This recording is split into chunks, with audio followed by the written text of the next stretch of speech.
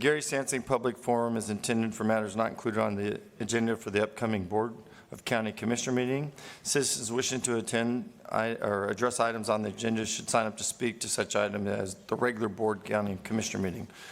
Speakers shall refrain from abusive or profane remarks, disruptive outbursts, protests, or other conduct which interferes with the orderly conduct of the Gary Sansing Public Forum. Each speaker is limited to 3 minutes unless otherwise determined by the chair to allow sufficient time for all speakers. The Gary Sansing Public Forum may end 5 minutes prior to the scheduled start of upcoming Board of County Commissioners meeting to allow the time for the commencement of the meeting. We have 11 speakers, so we'll start out at 3 minutes. Our first speaker, I don't see Mary Konopka. Is Mary out there? She may have signed up online. I'll come back to Mary. Lisa Rogers. Lisa, are you out there? Okay. These people will come back. Jody Gringa. Is Jody Gringa? Okay, Jody, come on up. Good afternoon, Honorable Commissioners, county employees, citizens. Jody Gringa, 10715 Beulah Road. Commissioners Stroberger and Barry, I trust you had the best of intentions in trying to look into this and arrange a meeting with Miranda Homes, who is developing the property immediately south of my house, but continuing the trend of past assurances and broken promises. Nothing yet has been resolved. I've lost my fence, trees, the ability to let my dog loose in our own yard. Miranda trespassed me and deprived me of the full use of my own land. The county approved Miranda Homes to construct this public drainage easement on top of my property line, not offset from it, to avoid these very problems. These are quotes that I sent you earlier that the developer, contractor, and the county wrote to each other, but not to me, obtained through public records. Please keep in mind that what I'm about to read is quotes that were written before this damage was done. Quoting, "We have not done anything illegal." Quote, "The way to deal with this is to take every tree out tomorrow and make her put up or shut up. She has to have a loss to win a lawsuit, so any damage to her property should be returned to the original or better condition. Let her scream her head off. So what? The issue will have been resolved in the field as permitted and designed, and she can go for whatever the heck." Jody? Who's that from? Sir? Who said that? The one I'm reading right now? Yeah. Okay. Miranda Homes, developer, engineer, Tom Hammond of Hammond Engineering. The issue will have resolved in the field as permitted and designed, and she can go for whatever the heck she wants after. Quoting, "I asked them to call Jody and go over this with her and to get something in writing from her that more than likely some of her fence would get damaged considering the close proximity of the trees to her property. They did not speak with her, and after left, they started removing the trees. It damaged her fence, very old fence, and property." End quotes.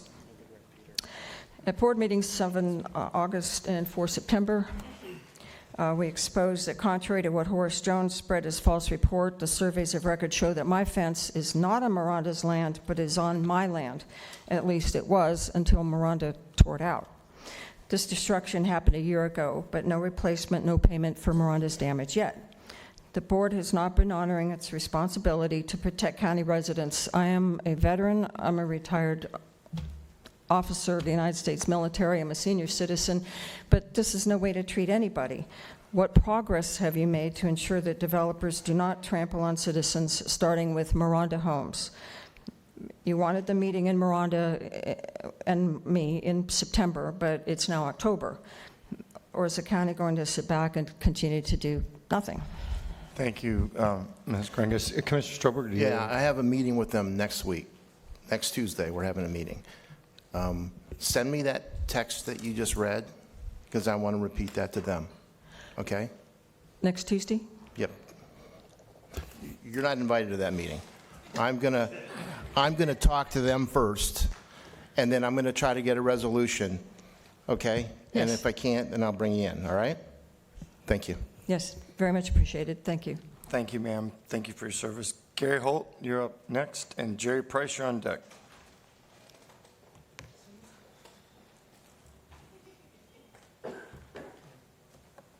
Good evening, Commissioners. Good evening.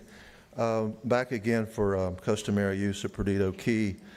Some history. We started this back in January with our legislator, our House Representative Andrea Andrade, and he co-sponsored a bill through the House, House Bill 6043 for customary use on beaches in Florida. It passed the House.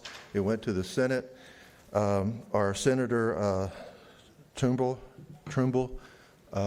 introduced it, Senate Bill 1622. And as you know, nothing goes through the state easy. I mean, it was natural resources, all these different committees. It had to go through everything. I mean, it took 6 months to get it to the Senate. The Senate passed it 35-2. It went to our governor. He signed it. So Senate Bill 1622 is a law. And of course, they've given local governments the right to endorse it or whatever they want to do with it, I guess. But we're begging you to open this up, put it on the agenda, let the public discuss it. As I said last month, 90% of Escambia County citizens want customary use. It's a no-brainer. You know, I don't know why I have to come up here and beg you to put it on the agenda, have some discussion on it, and vote. And so we're begging you again, and we'll keep bringing people up here to talk about it. But you know, when we get it, it was really a chore to get it through the state, and it might be a bigger chore to get it through the local government. I don't know, but we'll see. But I appreciate being able to, to come up here and speak in front of you all at one time. Thank you. Hey, Gary, if you'll just, we're listening to you. Allison, we talked about the customary use the other day. I think there's a date coming up. Is it October 20th? That's why I wanted you to know that. Can you explain what's going to happen on that date so he understands that we're in discussions about it? It is a little bit apples and oranges, but I think Mr. Holt is aware that the county is currently in litigation because we have been sued by 1.2 miles worth of beachfront property owners over whether or not there is a 75-foot wide easement for public access that goes across that 1.2 miles worth of properties. That case is going to have to go into a court-ordered mediation later in the month of October, and it is yet to be resolved by the court. So that has to do with the 75-foot wide easement that is reflected on the 1950s era plats. Mm-hmm. That is a little bit different from the issue that you're discussing. I don't know at this point the appetite for needing to do both, but customary use would require certain witnesses to establish historical recreational use of the beach areas, and we would have to do that by ordinance and demonstrate that to a court. And I'm not sure where the status is of our desire to go forward with something like that. But in the meantime, the litigation is certainly our front burner issue. Yes, Ms. Rogers, and understand that. That's why it's a perfect time to go ahead and vote on this. Hopefully you'll approve it. Let legal defend it all at one time. Get it, and that's what the governor wants. That's what the judges want. I've been in court a few times. I don't enjoy it, but the judges want you to bring everything to them at one time. I know it might be more work for legal, but let's get it done. I mean, it's the perfect time to do it. You got to defend the 75-foot easement anyway, public easement anyway. I think they're easy to defend, but I'm not a lawyer. But thanks again. I appreciate Allison's time. I just wanted you to know we're having conversations. It wasn't like I wasn't listening. I don't know if the other board members, I know you did send it to several of us, but we were talking to legal about your situation. And from what I understand, the plaintiffs and the complainants are waiting to see what y'all do to add it to their suit. You know, I mean, that's what they're waiting. That's why they got the stay. They got the stay the day that the governor signed the bill. That's when the stay started. Yeah. You know. Well, again, I appreciate being able to talk to y'all all at one time. Thanks a lot. Thank you, Gary. Jerry Price, you're up, and then Christopher Curbs on deck.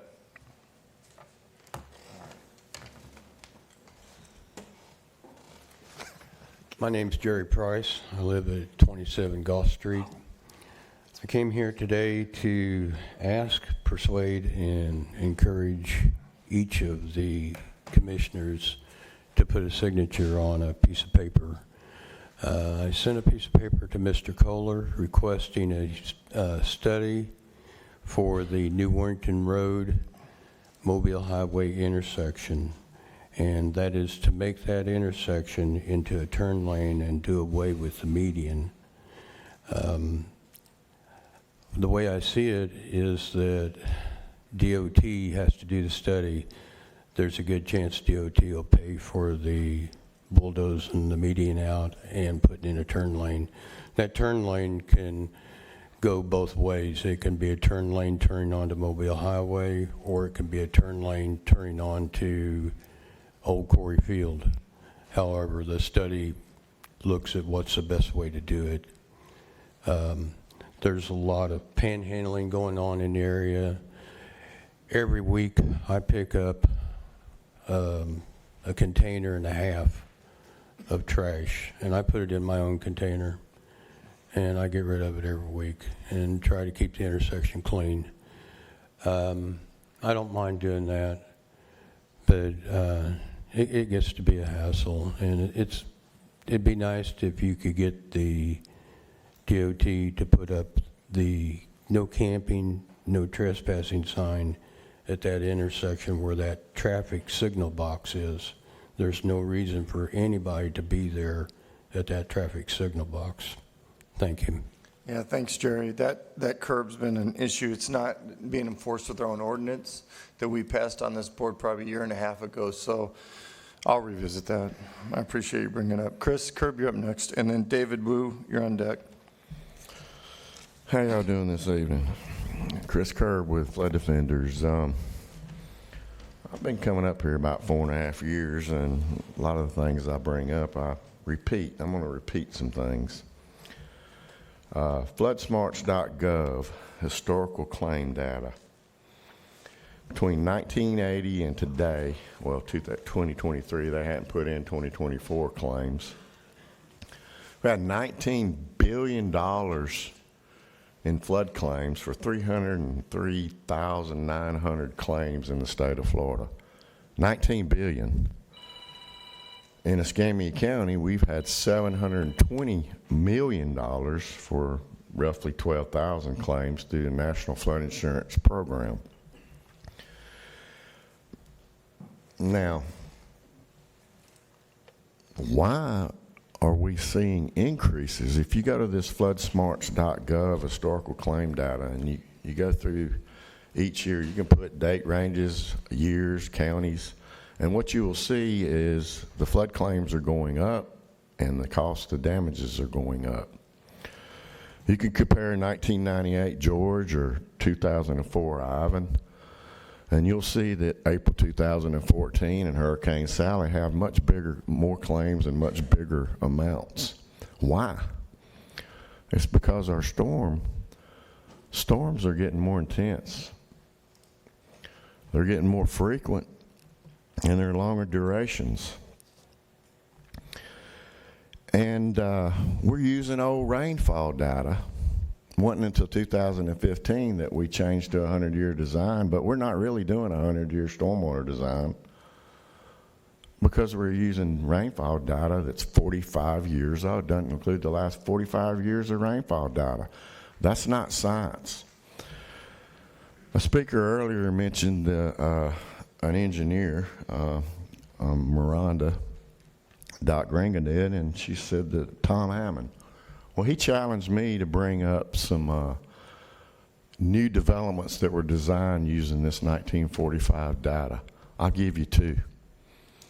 Oakville Acres, $1.3 million the county is spending, project's almost done, to build a stormwater pond down gradient from Monarch Place subdivision that was built in 2021.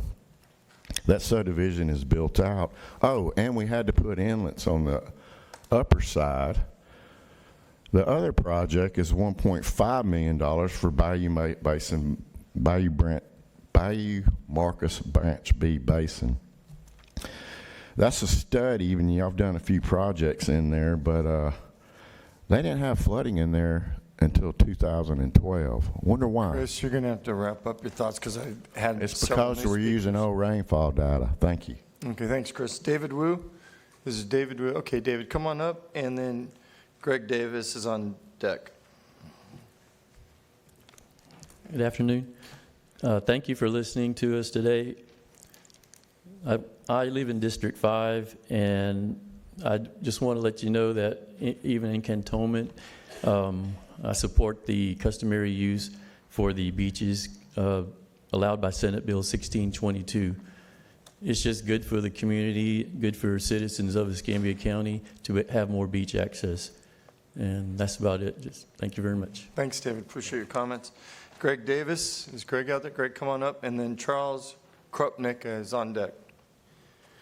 Good afternoon. Thank you for allowing me to speak. I do also live in District 5, and just wanted to ask the county commissioners to please support the customary use for Perdido Key, for our grandchildren. Thank you so much. Appreciate it. Thank you, sir, for coming down. Charles Krupnick, are you out there? Oh, okay, Charles, come on up. And then Kathy Rushing, you're after him.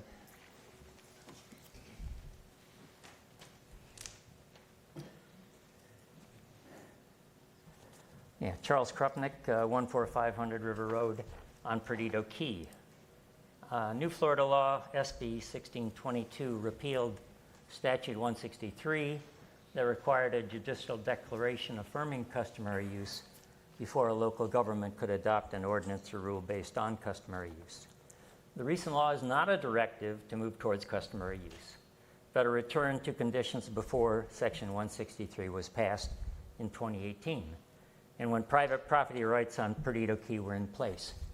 They continue to be in place, and I appreciate Commissioner Stroberger's recent press comments that he doesn't think it's necessary to put the new law into action, at least for now, and I personally hope customary use won't be implemented at all on Perdido Key. Beach access is much the same as it was in 2018, except for beach access number 4. I don't have specific numbers, but there are summer days where there's no place to go on the beach, but those are rare. 1, 2, and 3 fill up quite a bit, but there's often room at the state park. But customary use is not about parking, and it's not about access to the beach. It would all beachgoers to enter private beach areas for recreational use, with recreational use to be defined. However, beachfront property owners, who probably paid a premium for their condos or single-family homes, along with vacation renters who paid for a week or so at a private beach, would lose their private use. With our many condominiums, there are perhaps a surprising number of beachfront properties on Perdido Key. It's around 2,500, as listed on Perdido Key property tax records, okay? From Perdido Key survey data for the whole island, which would likely be consistent with beachfront property owners who aren't in a majority, about 28% are permanent residents, 55 used as a second home, and 35% as rentals, and obviously overlap between second homes and renters. Some properties are corporate, but many are owned by individuals. All have large financial stakes in their property, and many have lifestyle commitments to Perdido Key. The private beachfront homes, condos, and rental properties on Perdido Key are unique to our area. They should be used as significant assets for the county and with rights of ownership that should not be reduced. Thank you. Thank you, sir. Ms. Rushing, you're up. And then Diane Crummell, you're on deck. This is a thank you night. Commissioner Crowler, the guys who came out to do the cleanup on the sidewalk and mowing did an outstanding job. You would have thought a professional company had been out there and had done it. That's how well the men did. And I'd like to see you let them know, because they volunteered to work and they did an outstanding job, and they should be recognized for that. Commissioner Cap May, I want to thank you for taking the building that used to be the Masonic and Eastern Star and turning it into a library. It's a beautiful library. It was a beautiful building when I used it growing up, but to see it as a library is a beautiful thing, and I want to thank you for keeping the building going. You've done a fantastic job. Ms. Hosberger, we might want to consider putting cameras on the dock the pier that goes out because somebody down in the way has already done it. Let's keep them coming to our place. Thought I might mention that to you. Oh, so we will have cameras at the beach? Permanently? Congratulations. You're welcome. Thanks, Ms. Rushing. Diane, come on up, and then Josh Roberson, you're on deck. Okay, it's me again. It's high time you guys paid attention to the citizens and again, open up every speck of beach you can in every way possible. And that means customary use all along the Gulf front, waterfront on Perdido Key. My name is Diane Crummell, and public beaches are my life and what drives me. I am founder and leader of the grassroots movement known as Save Pensacola Beach that was responsible for killing Matt Gaetz's bill that would have privatized Santa Rosa Island, better known as Pensacola Beach, by overturning an act of Congress in 1947 that deeded much of Santa Rosa Island to the citizens of Escambia County. We went on to get a non-binding referendum on the 2018 ballot that won overwhelming support when 95,000 citizens of Escambia County voted in favor of keeping our beaches publicly owned. This crossed party lines. It didn't matter if you were a Democrat or a Republican. 80.2% of the citizens in Escambia County proved that they love and want public beaches. The bottom line is that you were elected to do the will of the people, and the people have spoken and made it loud and clear that they want and deserve more public beaches. I owned a condo on the Gulf side of Perdido Key for more than 20 years, and never, ever did I know that I owned that property down to the water's edge. People enjoyed that beach, and we had no issue sharing it. It was customary and expected for people, anybody, to use those beaches. And that's where the term customary use comes into play. And I am happy to be a witness to attest to that. And I'm just asking why you cannot be proactive instead of reactive and do something now to ensure future generations will have the opportunity to enjoy those Gulf front beaches. This is what God had intended them to be used for, the enjoyment of all. And the governor issued an executive order on customary use. What more do you need? And please, when it comes to Navy Point Park, that nearly 2.5 miles of public beaches needs to be protected. No building of any kind, period. If you don't, the next thing you know, we won't have enough parking, and then there goes the trees, and then that's what makes it beautiful is gone. And then they've got this one building going up, and the next thing you know, they're going to put another building up. And guess what it's going to end up being? Privatized. Those beaches belong to the public and deserve to be protected. And some might see this as, well, Diane, you're kind of like over-exaggerating, but these are the unforeseen consequences that could happen down the road. But I call it foreseeing what will be. And the only way that people are going to get more beach access, I'm all about the beach, is to buy more beachfront property. I'm asking you, please, please, to move forward with acquiring that additional beach property at Beach Access number 3 immediately. There's not going to be any more beaches available, so let's take advantage of this opportunity and buy it. The people have spoken, and now it's up to you to listen and act. Thank you. Thank you, ma'am. Josh Roberson, you're up, and then Ted Hawthorne, you're on deck.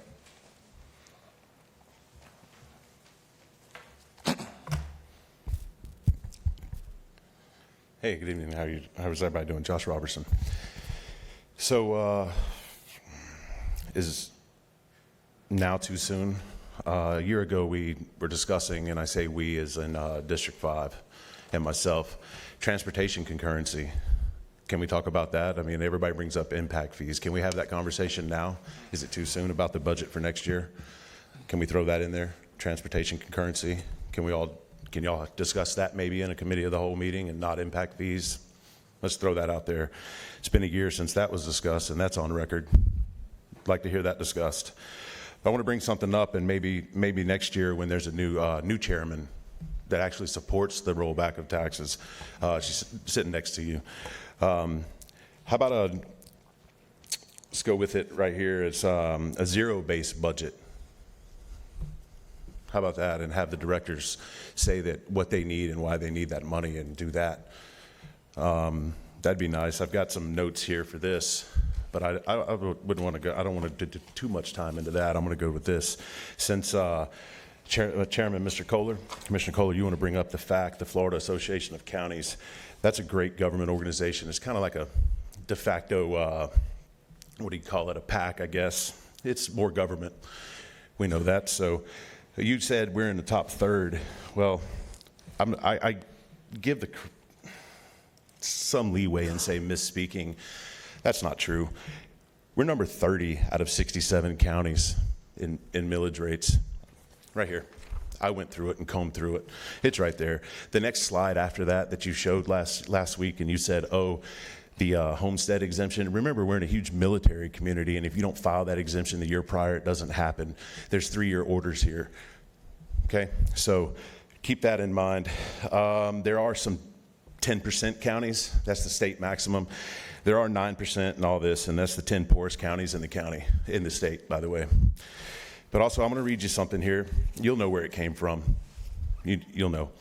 We support strict law enforcement, a free market economy, balanced budgets, minimal taxation, and control of most government services at the state and local level. Wonder where that's from. It's a party that you're a member of. Escambia County, by the way. Then there's also, we're working for increased pay for firefighters. Ms. Hoffberger did. She was in the news for that. You've been there for 2 years. Also, ensure appropriate EMS coverage across the county, has extensive emergency management experience, is committed to seeing the expansion of Gulf Beach Highway and Sorrento Road to Blue Angel to 4 lanes. That's not done. Still in the study process. You talk about being in the Navy and what you did. What have you done today for the county? Thank you. Thank you. Hey, and I want to thank the board voting 5-0 for what you brought up. That was good. The board voted 5-0 for that. Ted Hawthorne, come on up. Kevin, it's Ted first. Can I put in Oh, images you're bringing, for him? oh, okay, I'm sorry. We're doing a slideshow. Sorry, Kevin. I thought you were taking over the mic.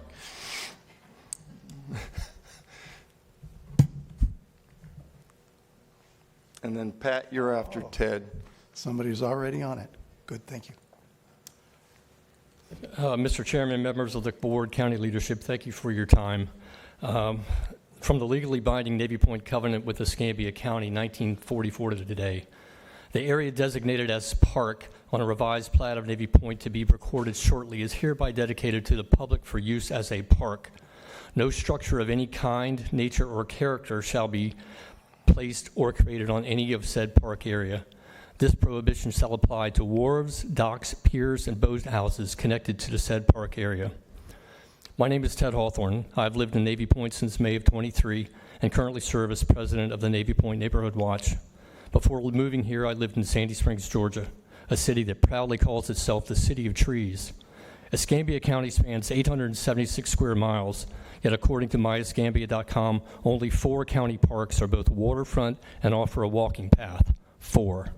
Here are these parks: Civitan Park on Davenport Bayou, Juanita Williams Park on Bayou Chico, Molina Boat Ramp and Fairgrounds Park on the Escambia River.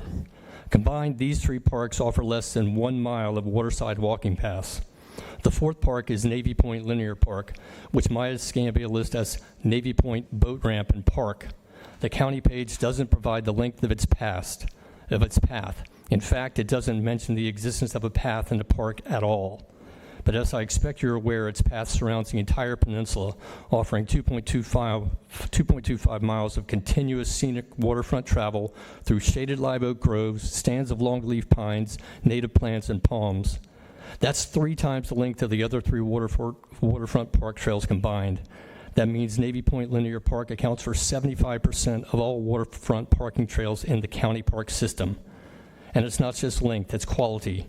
Navy Point offers unmatched access to nature, wildlife, recreation, and community. In Sandy Springs, I served on the board of Friends of Lost Corner, a nonprofit stewarding a 20-plus acre city park and preserve. Using my background in market research, I determined why people traveled 10 miles or more, passing other parks along the way to visit Lost Corner. The findings were simple and clear. Lost Corner offers something they can't find anywhere else. Navy Point Linear Park offers exactly the same. It's a rare gem. It's a destination and a draw to the west side, a place where residents, visitors, and every member of the public can and do experience the best of Northwest Florida every day of the year. This access and opportunity must be protected for everyone. Therefore, I respectfully ask the board to pass an ordinance that permanently safeguards Navy Point Linear Park from redevelopment, encroachment, or habitat loss so future generations can enjoy all of what Navy Point Linear Park offers forever. Thank you. Thank you, Ted. I appreciate that. And I appreciate you putting my comment on Navy Point after we cleared that up. It meant a lot to me. Pat Page, please come on up.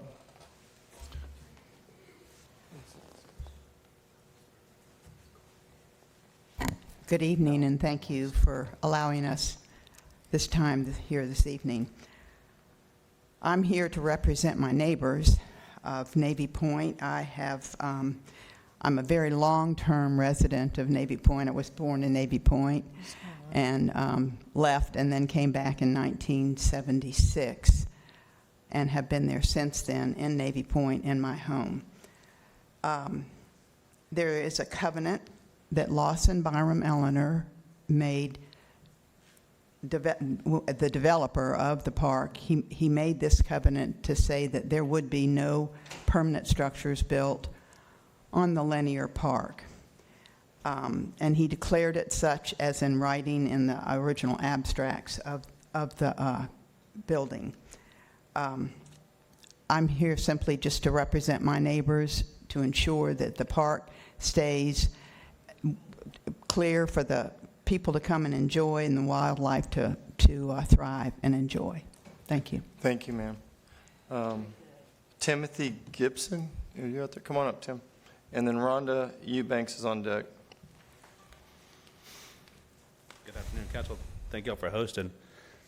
I'm also a Navy Point neighbor. I'm a local business owner. I'm a father, and I represent some of the younger generation in an older neighborhood. The importance of the park to me and not having it built within is, as a single father with a young girl, I didn't have the opportunity to host things. I didn't have sleepovers. My only opportunity, and I lived in the middle of the peninsula.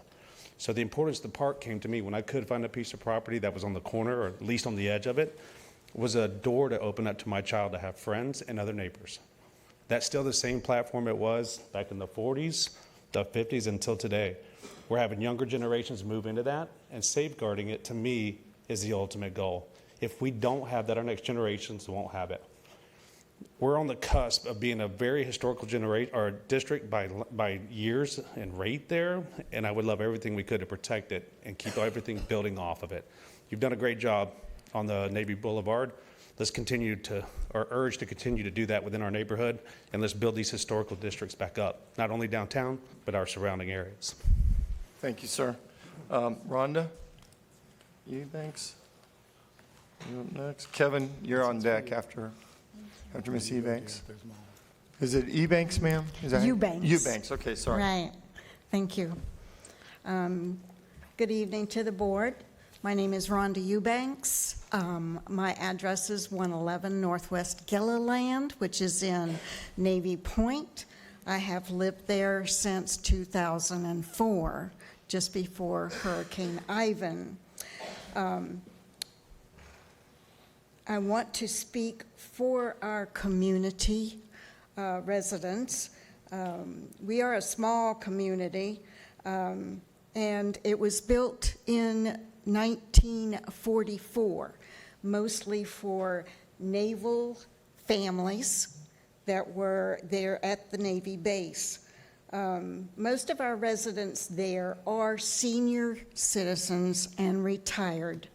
I would say probably 75% of our area. We do have a 2.5-mile walk around the water, which is covered with multiple trees. And if you'll see up here, we have a couple of pictures of the area.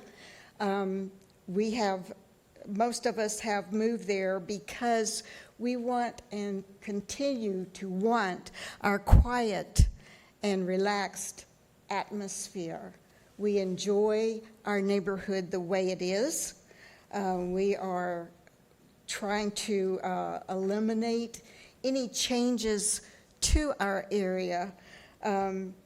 We do appreciate the board that is working on the west side of Pensacola. We understand that they want to renew and produce a more favorable atmosphere for driving to the base. In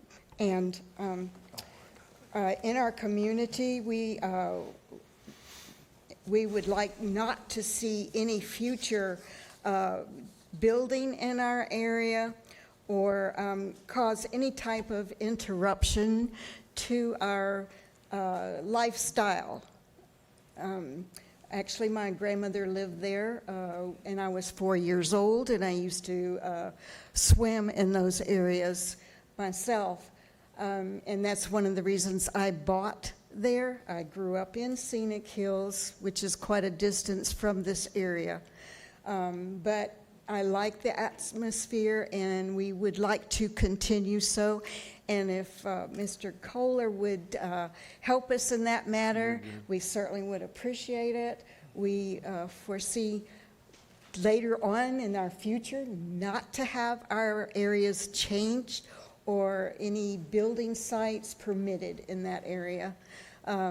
So anything that you can do to help us in that matter would be appreciated. Thank you. Okay, thank you, ma'am. Appreciate your comments. Kevin, you're up, and then Mel, you're after Kevin. Thank you, Commissioner. Kevin Wade, 413 Southeast Boblets. Not yet. Let Kevin go, Mel. Come on. Mel's dog taught other dogs to swim in Navy Point. The photo up there of Molly. Molly was taught to swim by Amos Moses, Mel's dog. My current dog teaches other dogs to fish. She's monomaniacal about it. And protecting this park is almost monomaniacal. Navy Point was platted as 734 properties in 1944. On January 3rd, 1945, this document was ratified by the Board of County Commissioners, the clerk, and so on. And one of the beautiful things about this was when you read through these documents, you see little bits to the past, over and over and over again. One of the things in there was all residences are within a few minutes walk from a nearby bathing beach. I've absolutely loved that. And this dedication was entered into this as an agreement, just like dedications with developments at all times. And part of this was definitely, just as Rhonda said and Pat has said, the county agreed to, in perpetuity, maintain without building permanent structures of any kind or facsimiles in this park. And, you know, there have been some, this is part of the blow up of the certificate of approval from the county commissioners. And names on here, up here, on buildings throughout Escambia County. This is a pair of trees that were very, very dear to residents. There are 4 generations that I know of that taught their children to swim right here. And this pair of pines is directly across the street from Melissa Pino's house. A petty assassination of one of those trees was perpetrated by Commissioner Underhill and his assistant. We don't want that. We don't want that sort of retribution to happen ever again. Thank you. Thank you, Kevin. Mel, you're up next. And Brian, you're on deck after Mel. Thank you, Chairman Kohler. Melissa Pino, 413 Southeast Boblets. Please, let me first say, nobody's mad at you in Navy Point. No, really, because people recognize that you didn't do that out of malice, and I certainly did from the very start. In fact, I just think you did us an incredible service, Mike, because when you and I have been talking about this over and over, you go and you talk with your county attorney and you come back to me and you say, Allison says we don't need to do this. There's no reason to do this. And then it became Allison said that we can build in the park recreationally. And I'm sorry about your attorney. I mean, I'm glad I have better ones, but I have here some things that we have achieved through public record that, Mike, you're not going to know about because she's not going to tell you about them. And beyond that, I don't think that she's going to tell the current commissioners, any of them. I think that right now that they've all been advised that she could go to court and get what you guys don't have, which is clear title to the park. And then you could get that document and you could sell the park and you can build on it. But what she knows and what I know and what Will Dunaway knows and what Doug knew and what George Stewart knew when he was getting ready to try to sell that park on the sly is that you guys not only can't sell in it, you cannot legally build in it. And it is not your fault, Mike, that you were not properly advised of this because it would seem to make sense. Well, we could build a boathouse, it's just recreational, and there the slippery slope starts. And I have no doubt that there are people from the four corners that were pushing on your enthusiasm in the back, because they know what we know, which is if that building happens, it's Katie bar the door. This is from Margaret Stopp. Back in the day, Margaret, who tried to peddle our beach off, Beach Access 4, with the county attorney to the Seafarer when Doug was the commissioner.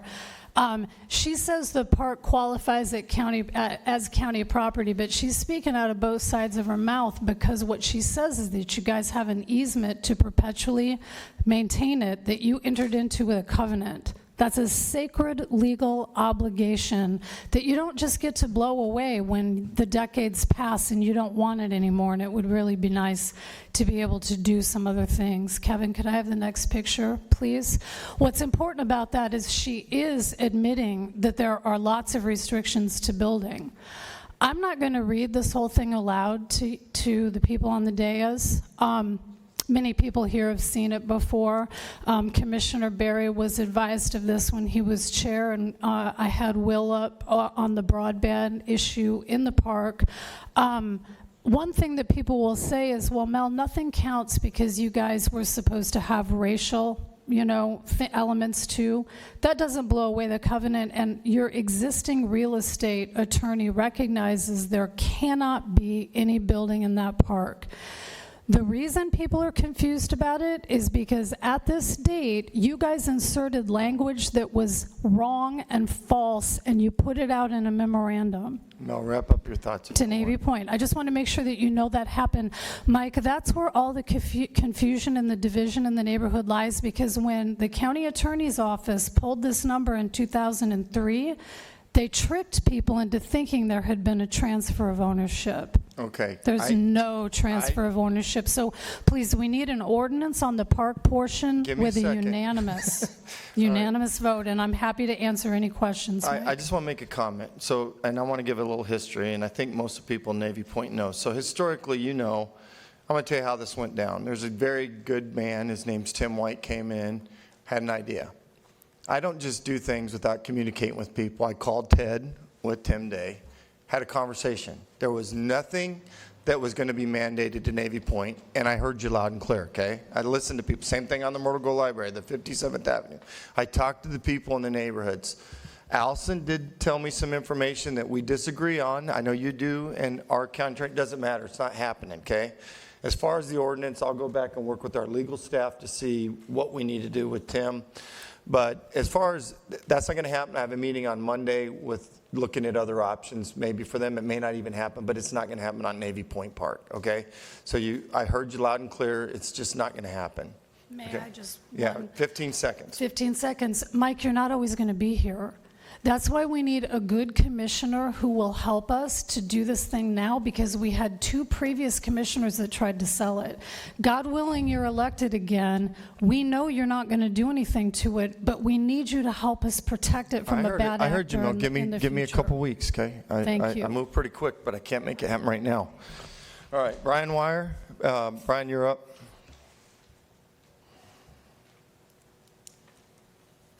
Good evening, Commissioners. Let me see if this drive works here. Do you got a slideshow too, Brian? Yeah. Okay.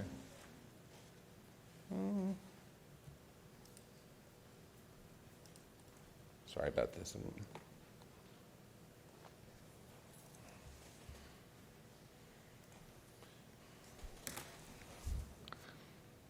Here's just a video. Wanted to show you if possible. Uh-oh. What's that? Okay, I'll skip the video. But I really came to just thank Greg Campanello and Eric Gilmore for their involvement with the ALS CEO Soak. I had a video here showing Greg and myself and Michelle Salzman and Mike Burns getting soaked by the fire department out at the beach. And I just wanted to support them as far as their support, being out in the public and meeting people. We had numerous young kids and adults that met with the fire department, and we were very impressed with them, their friendliness, ability to talk to us, and a chance to build relationships with them. So thank you, Greg and Eric, for your involvement with the ALSO Soak. We also had several members from the Santa Rosa Island Authority out there. We had Jerry Watson, Charles Starton, Robbie Schrock, Jeremy Johnson, and Mike Burns that was there as well supporting it. It brought some people from out of town into the Pensacola area to see what was going on with the soak. I'm sorry the pictures and the videos aren't working here for me right now, but I just want to say thank you for that involvement. I also wanted to thank, because we just ended our fiscal year, thanking Allison Parton and Stephen Hall for all their work with the outside agencies with the funding. At times, small businesses and small nonprofits really are challenged to help work with the government as far as getting things done, as far as understanding the process. And I really appreciate Allison and Stephen's ability to work with us and always provide details and explanations to help us along the process. And that's it. Have a great night, everyone. Thanks, Brian. Thanks for coming down. Larry Downs, you're up next.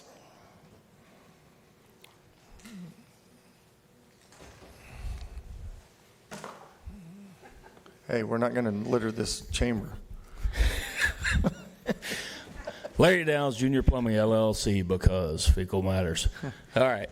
Hey, I'm petitioning y'all right now to bring back the full 3 minutes on our public speaking every time. I don't care if we got 20, 25 people in here. And I would also like to do like the school board does. We did this, it was set in stone for decades. We should be allowed to cede or donate our time, at least one. So if I wanted to bring one citizen up here so I could get 6 minutes. And if you got to listen longer, Lumen May's the one who pulled this. He said, we're tired of hearing y'all. Democrat, I'm tired of your speech. I'm tired of your speeches. And we just going to take it away from you. All them years. And a Democrat has to do that. I don't even know why. I do know why. He don't like to listen. You know, he likes to eat peanuts and smile and get over there with Barry, and they like to chuckle and whisper. But they pay attention when it's time to seal clap, pat each other on the back. So anyways, that's what I would like to do. And Chair Mike, I like you. I would love for you to do this just for the little bit of remaining time. And that way, we've done 3 minutes a day. Chairman, there's a one time I'm talking about let's donate the time over too. But it wasn't just a few weeks ago we got cut down to 2 minutes. So one time because we had 40 speakers. So what? That's what y'all get paid for. You get paid to listen to us. I do. Lumen don't want to listen, but all I'm saying is you got a short time on this chair. You could go ahead and go back to our old precedent, and then make the next one whose chair reverse it again like Lumen did. Just one donate. Just if it's good enough for the school board, we get 6 minutes. If it's good enough for the school board, how in the world could it not be good enough for all of us who pay money into this county? You see what I'm saying? See, he's over there laughing again. You know, he don't want to listen to the people. He'll get up and leave. And I like you, Lumen. I'm just saying, listen, we kind of pay it for this show. Y'all could, if it takes you to 6, oh my God, if we have to start the meeting at 6 instead of 5:30, we're not getting paid for this. Yeah, we are getting paid for it. So anyways, I'm just asking that for a personal favor. Also, this Tuesday, the Senate hearing in D.C., Senator Ron Johnson is going to be dropping some bombs on the vaccines, the favorite religion of the global corporations. Y'all check into that Tuesday. All right, Larry. I listened to you and Mel and gave you 3 minutes back when y'all did. I had one time as chairman, we had 40 speakers. Man, give me a little love here. Mary Konopka, you're up next. Mr. Chairman, he wants to be a Democrat. Our D.C. meeting is next month, Larry. Show up and pay your dues. You can talk as long as you want. Yeah. Mary, you coming up? All right.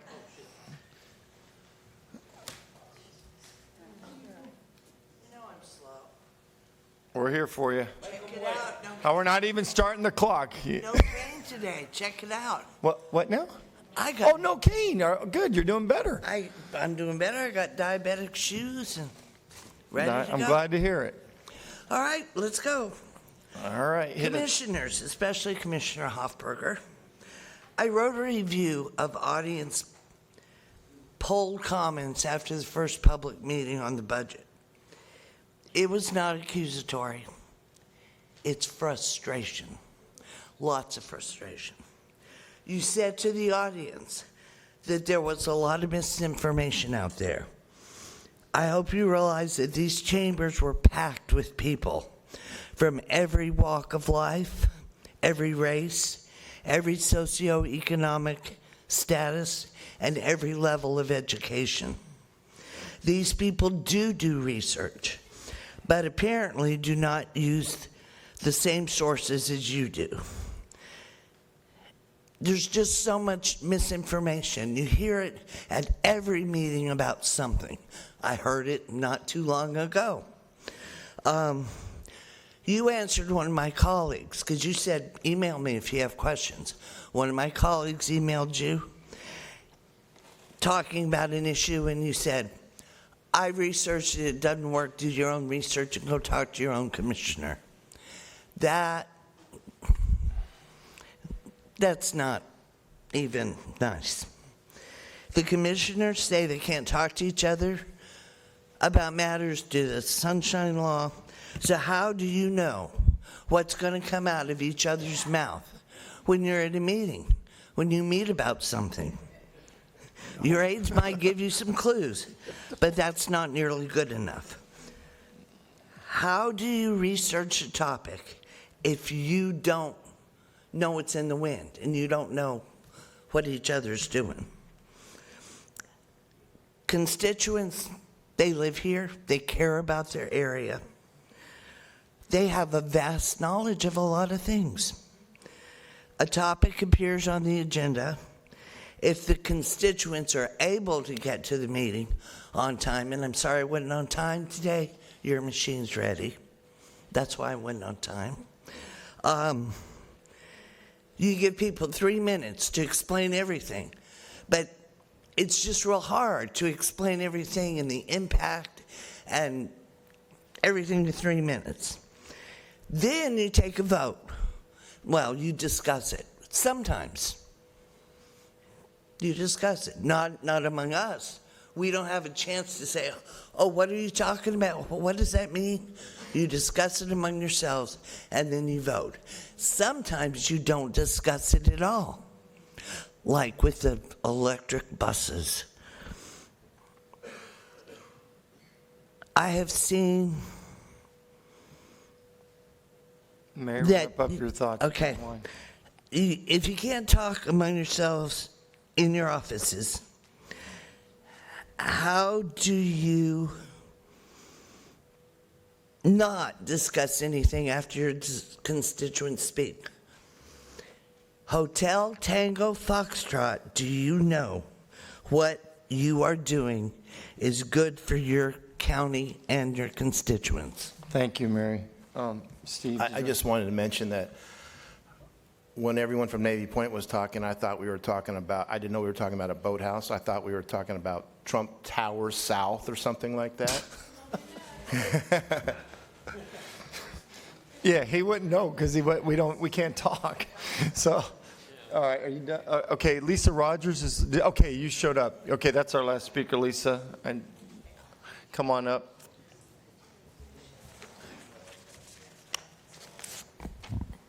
Good afternoon, Commissioners. Just a couple things. I want to support the public beach access. Just wanted to let that be known. The other thing, I wanted to ask a question because I've watched y'all over and over and over from home on the computer, and I always see the flood defender gentleman get up here and talk about possible ways to keep flooding from happening, and he keeps pointing to the rainfall amounts that we're looking at aren't what we should be looking at, and I never hear anybody explain why. Why are we not using the most current? That's it. Well, thank you for your question. That's a good question for our engineering department, but I appreciate it. All right, folks, that concludes public forum. We'll meet at 5:30 for the regular Board of County Commission meeting. Thank you. 5:35. Let's meet at 5:35. We'll kick off at 5:35 at the regular board meeting.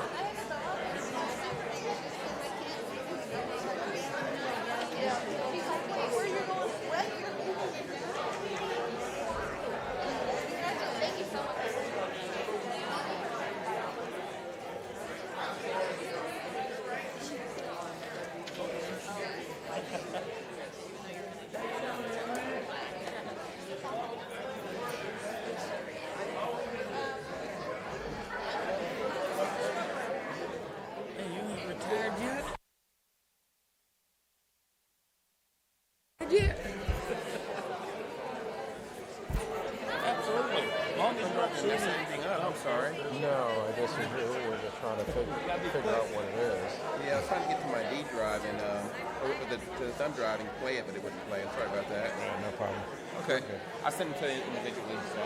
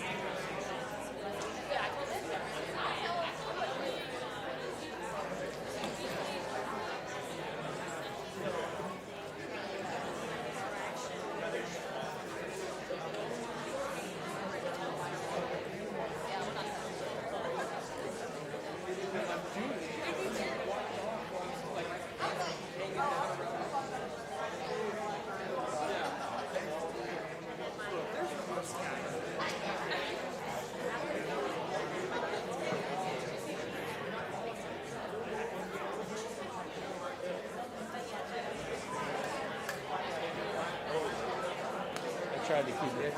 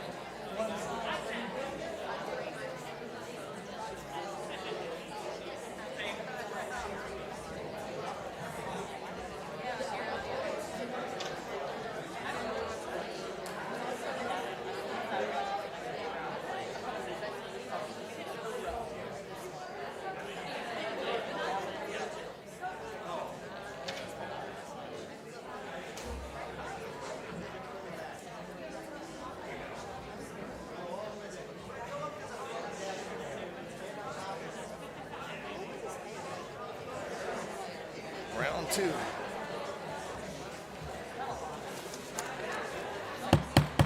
Good evening, everyone. Thank you for showing up. Welcome to our evening regular meeting of Board of County Commissioners, October 2nd, 2025. The Board of County Commissioners allows any person to speak regarding an item on the agenda. The speaker is limited to 3 minutes unless otherwise determined by the chairperson to allow sufficient time for all speakers. Speakers shall refrain from abusive or profane remarks, disruptive outbursts, protests, or other conduct which interferes with the orderly conduct of the meeting. Upon completion of the public comments period, discussion with board members or questions raised by the board will commence. All right, folks, the meeting's called to order. Commissioner May, you have the invocation? Where's Commissioner May? Commissioner May. Sir, are you here to do the invocation? I don't know your name. Would you mind coming up and leading us in the prayer? Introducing yourself. I'm the Reverend John L. Philpott, Senior Pastor of Talbot Chapel, Emily Zion Church, 425 North Roost Street. Please rise, everyone. Thank you, sir. I want to thank you all for inviting me, especially my county commissioner. He stepped out. I want to thank District 3 Commissioner Lumen May for the invitation to be part of this gathering of the Escambia County Board of Commissioners, not knowing everybody's position, so I'll just say protocol has been established. Let us pray. Heavenly Father, as we begin this meeting, we thank you for bringing us together. We ask for your wisdom and to guide our discussion and decisions, and for your presence to be with us. Help us to listen with an open heart and speak with truth and grace. May our effort be fruitful and bring glory to your name. We acknowledge God's presence and guidance. We express our dependence on divine wisdom for this meeting's success. We express gratitude. Thank God for opportunity together with the assembly of people. We request wisdom and clarity. Ask for help in making sound decisions and understanding complex issues. We ask you to promote unity and relationships. We ask you to encourage an atmosphere of mutual respect, open-mindedness, and teamwork among all participants. We seek a positive outcome. We pray for a fruitful outcome that will benefit all who are involved. In your holy name we pray. Amen. Thank you, sir. Please join me in the pledge. I pledge allegiance to the flag of the United States of America and to the republic for which it stands, one nation, under God, indivisible, with liberty and justice for all. Okay. Mr. Chairman. Yes, Commissioner May. Pastor Philbot, thank you. And Ms. Loretta Green sends her hellos. But I want to thank you. Not many pastors had the opportunity to pastor the mom of Rosamund Johnson, who Johnson Beach is named after. And you have been there at the historic Belmont DeVillas for many years. And to pastor Mama Johnson had to be an honor. And each year, it's always a privilege to be out in Perdido seeing you. So thank you for all that you do, sir. Thank you so much. Thank you, Commissioner May. Thank you, sir. Board, Commissioner Berry, are there any items to add to the agenda? No, sir. Commissioner May? Commissioner Stroberger? Nope. Okay, Commissioner Hofberger? No, sir. Okay, do I have a motion? So moved. Second? Second. Please vote. Motion passes 5-0. Commissioner Forum, Commissioner Berry. Yes, sir. Thank you, Mr. Chairman. I want to highlight something very positive for our community as well as for the Bear family. On Tuesday this week, Belle Bear was inducted into the State of Florida Women's Hall of Fame. Quite a recognition.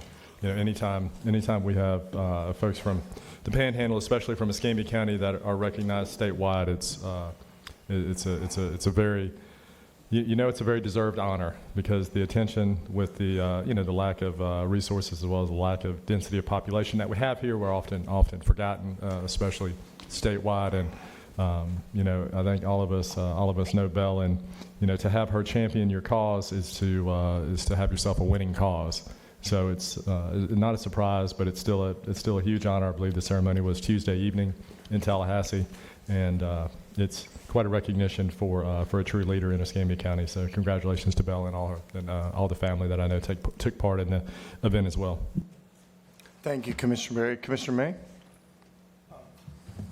Thank you, Mr. Chairman. So first, I wanted to do just as my colleague has, and say congratulations to Belle Bear for being recognized statewide, and also to Senator Broxton as well as Senator Gates for renaming a portion of 9th Avenue after Louis Bear, who was a great philanthropist and a great leader. I want to send a shout out to Ms. Barbara Jean, Bells Head, the bottom. She's down, and I often call her the mayor of Bells Head, and over in the Catholic High, who lost her life this past week, and has been a great supporter and a dear friend. So to the Carter family and to the Durden family and to all those, we send our condolences. And on a positive note, UWF Steve is having a great season. And congratulations to our friend Dave Scott, the athletic director, new football coach, and all the energy and synergy that's going in. And we're excited that there's going to be a new football field and the possibility of UWF going to Division I and even competing at a high level. So congratulations to all of the Argos. Thank you, Mr. Chairman. Thank you, Commissioner May. Commissioner Stroberger? I want to start with last month's International Coastal Cleanup. There are a lot of people to thank that came out for that. You know, when you clean up the beach and you're cleaning up the roads, you see some, but you don't realize how much you're really gonna pick up. It's more than you see. I want to thank a particular group of young men from Youth Left Behind. Terry Newkirk is a youth specialist with Youth Left Behind, and of course, you know, Hassan Hills, he's a little involved with that organization too. Terry brought with him Marion Granderson, Keon Clark, Khalil Teemer, Joseph DeBose, Taiwan Boyd, and Jaden Peterson. I want to thank those young men for coming out to Perdido Key for the cleanup. They're walking up and down Perdido Key Drive when I was walking and cleaning with my granddaughters at the Perdido Key roundabout. And then we also did Beach Excess at number 1 in Johnson Beach. And then we ran into John Markham, JJ, the owner of Deep Blue Seafood food truck. And he was kind enough to offer us drinks, and we accepted. So thank you very much, JJ and Christy. Last thing is, on the way home from our last BCC meeting, I think that was the 23rd of September, I crossed Navy Boulevard and onto Gulf Beach Highway on my way home, and I came across a fire.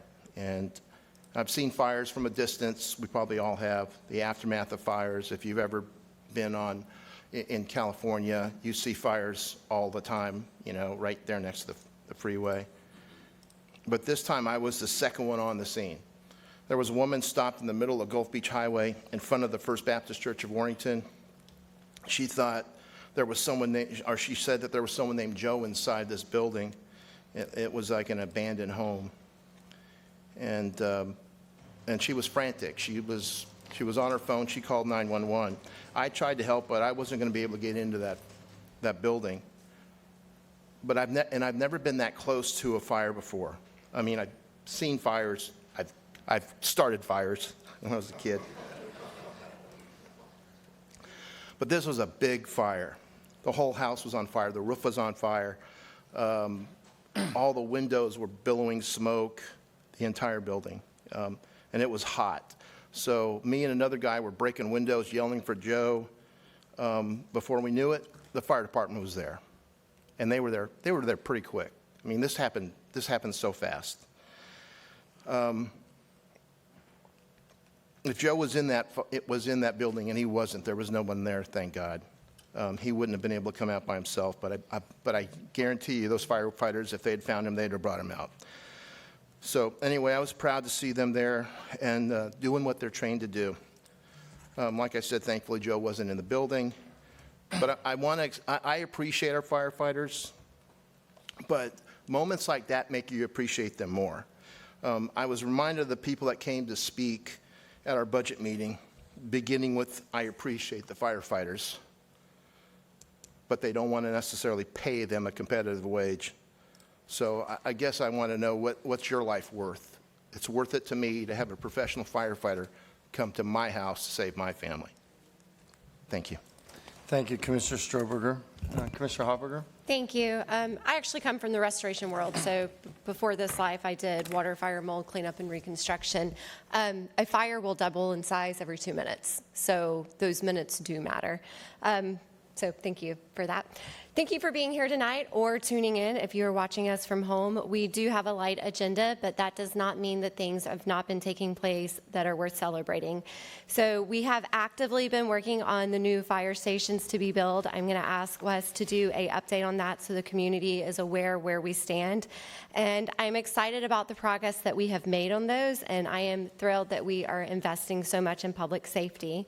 We will also be approving cameras for Pensacola Beach. I met with the Sheriff's Department. They said this is a need in District 4, so I'm excited to be able to spend discretionary dollars to continue to keep our community safe and to give the Sheriff's Office the technology and the resources they need to protect us. This morning at the COW, we heard from, which is the Committee of the Whole meeting, we heard from Florida West about economic development in our community. And I'm encouraged that we have re-energized several conversations for commerce parks throughout Escambia County that will be home to very good, very high-paying jobs. And at our next COW, we'll be diving into how we can support workforce development in Escambia County so we make sure that those jobs are going to residents here at home.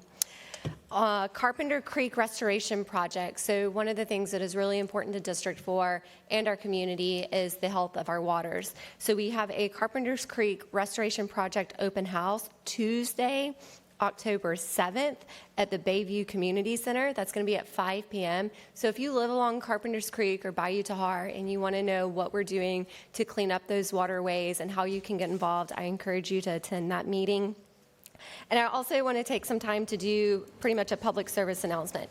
There is an app called What 3 Words. And if you download this app and you call 911 and you don't know your exact location, this app will give you 3 words that will pinpoint your location in a 3-by-3 foot square. So if you're walking in the Walmart parking lot and you come across somebody that's in distress, you can call 911, log into that app, and it will give you the exact spot in that parking lot so 911 knows where to respond.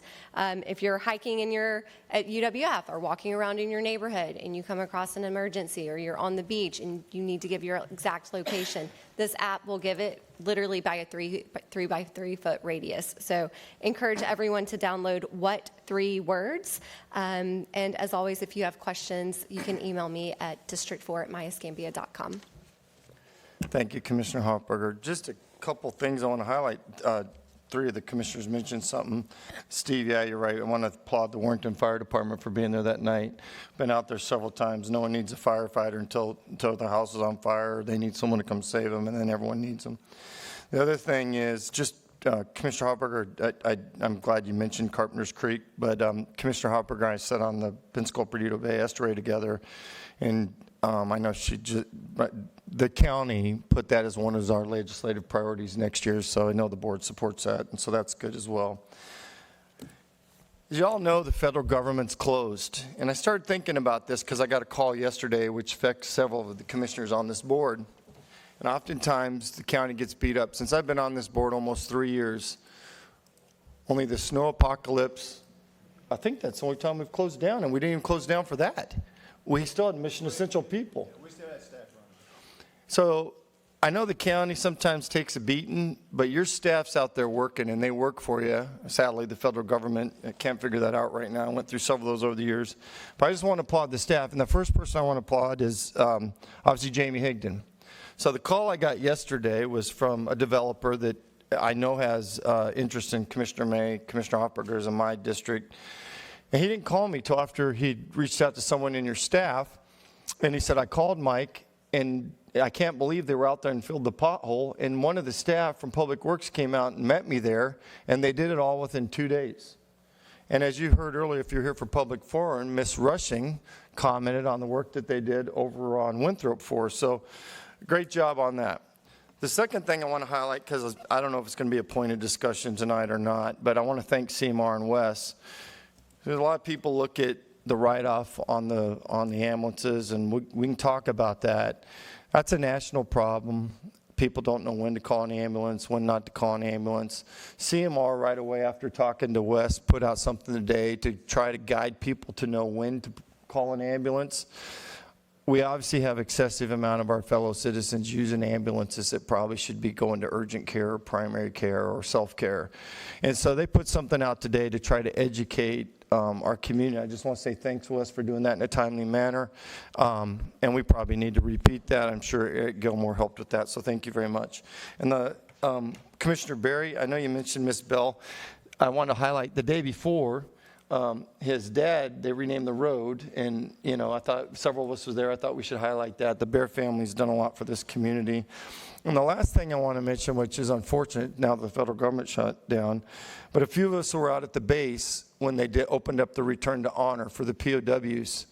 And there's several POWs in our community. When I first got on this board, there were 7. I think there's 5 now that live in Escambia County. I could follow up with Dr. Albano on that.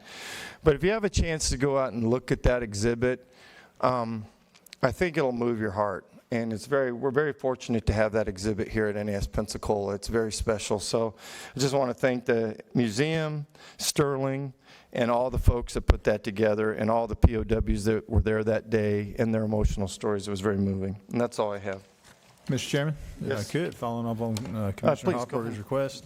So on October the 16th, the second meeting here in October, you will see the first award of procurements for design bid build, and some things for the fire stations, about 3 of them. I will give props to Rob Hogan and his staff, and Debbie Bowers and herself and her staff. One thing we take pride in, or I take pride in, is when the board gives direction, we jump on it, we drive. Almost every project we have. Procurement is doing an amazing job, an awesome job. They're at the end of the year / beginning of the year, and they're covered up, but they're driving hard on these projects. It is a challenge to work them in. The Pensacola Beach Gateway opens October 24th. That's another big project that we've been driving on. And I can't say enough about staff. That's the Animal Services there. They get called all the time, and they run into some very unique situations. If you want to spend an interesting day, go visit John Robson and the animal staff there, and they'll get you acclimated real quick. But we have a great staff. You mentioned Jamie Higdon. Engineering, solid waste, Stephen Hall right there has come through the budget cycle. Stephen, you made it, buddy. You made it. Is he under the bench? No. We have an awesome staff, and they take the direction of this board very seriously, and we drive hard, and I'm looking forward to bringing the fire stations October 16th, as well as some other things. So thank you very much. Thanks, Wes. And I only highlighted a couple, but I know the whole board cares about the staff, and I care what you do, and I know we all do. We don't thank you enough. So, all right. I'm sorry, Commissioner May. And I just forgot to mention it. I don't know if most of us read about it, but Escambia High School was awarded $25,000 from T-Mobile. Yep. And now they're up out of 8 schools that's left up for $1 million that will do a complete makeover of the football field and locker room. We're very proud that we have Trent Richardson, Emmett Smith, Reggie Johnson, and many other professional athletes that went to Escambia High School. And with this $1 million grant from T-Mobile, it will just bring a lot of resources to the young people who are going to Escambia High School. And all you have to do is go to T-Mobile website and vote. And we're facing schools from across the country, so I encourage people to go out and support Please Escambia vote. High I've been School. voting every day. And vote T-Mobile. Thank you for reminding us on that. And Thank you. If you don't know how to go there, you can go to my Facebook page. It's on there, and you can vote from there. Because I've been telling everyone to vote for that, because I hope us to win. Okay, Commissioner, maybe, Wes, could we have CMR send that out as a county press release? Sure, That would be a good thing. I mean, it's a big deal.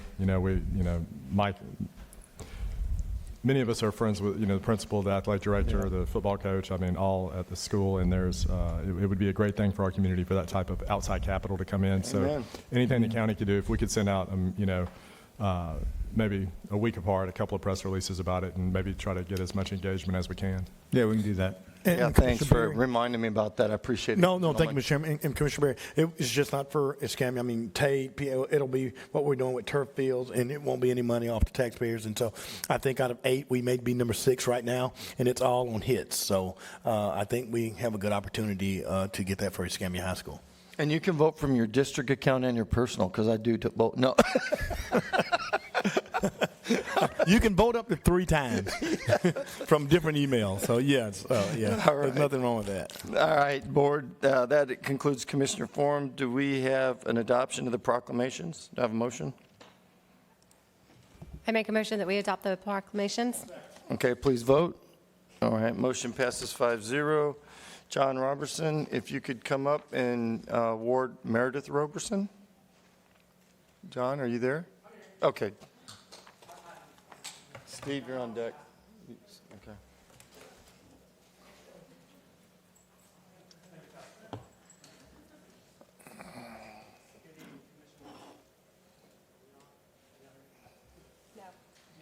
Didn't think you could hear me. How's that better? Good evening. First of all, I just want to say thank you. I'm always honored to be up at this podium. I'm really excited to talk. I could talk about my employees all the time if y'all want me to. I can try to break Larry's record at the podium. I know he would let me do that. I want to say before I read the proclamation, though, I do, you see a bunch of our staff here, and one of the things that I'm really proud of is it takes a lot to build a team like we have, and it takes a lot of characteristics from them that are hard to find. You've got to be compassionate. They've got to be tough when they need to be tough.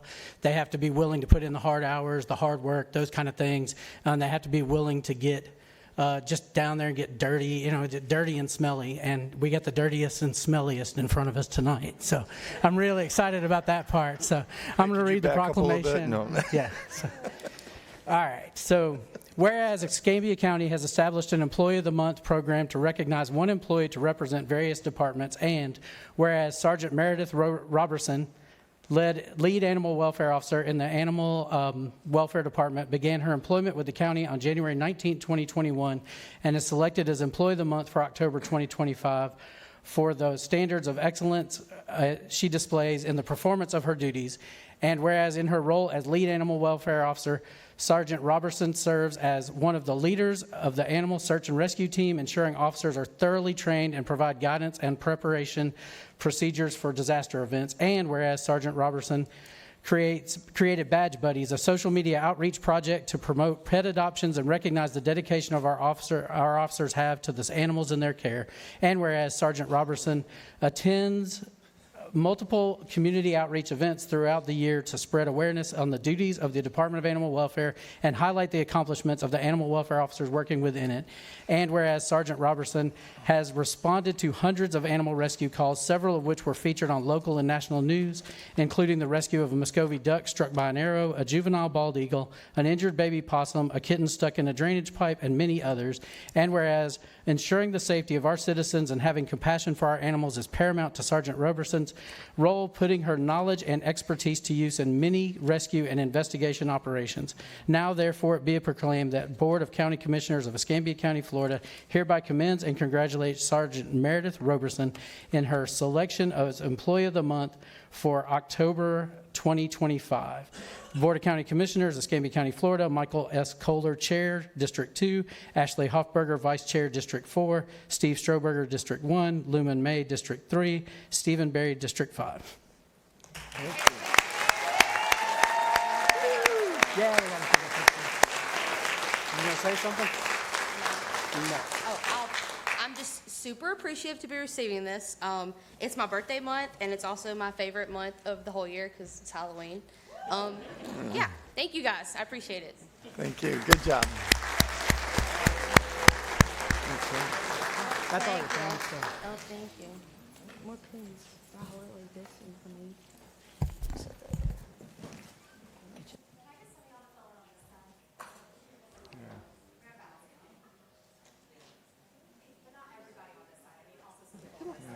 Cat lovers on the left, dog lovers on the right. No.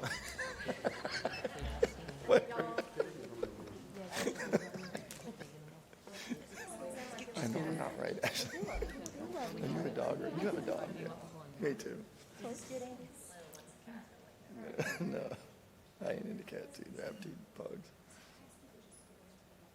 Thank you so much. Thank you.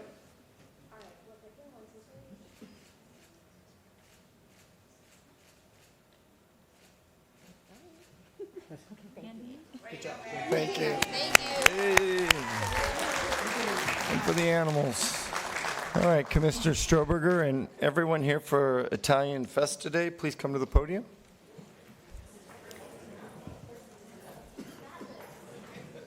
Yeah, there's several of them, that's why I said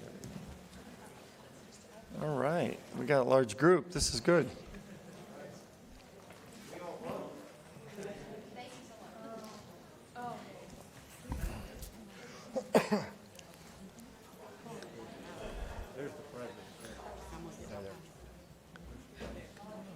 I'm I'm Steve.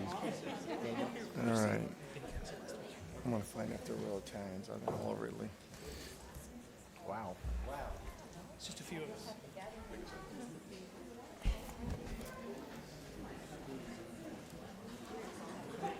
Welcome.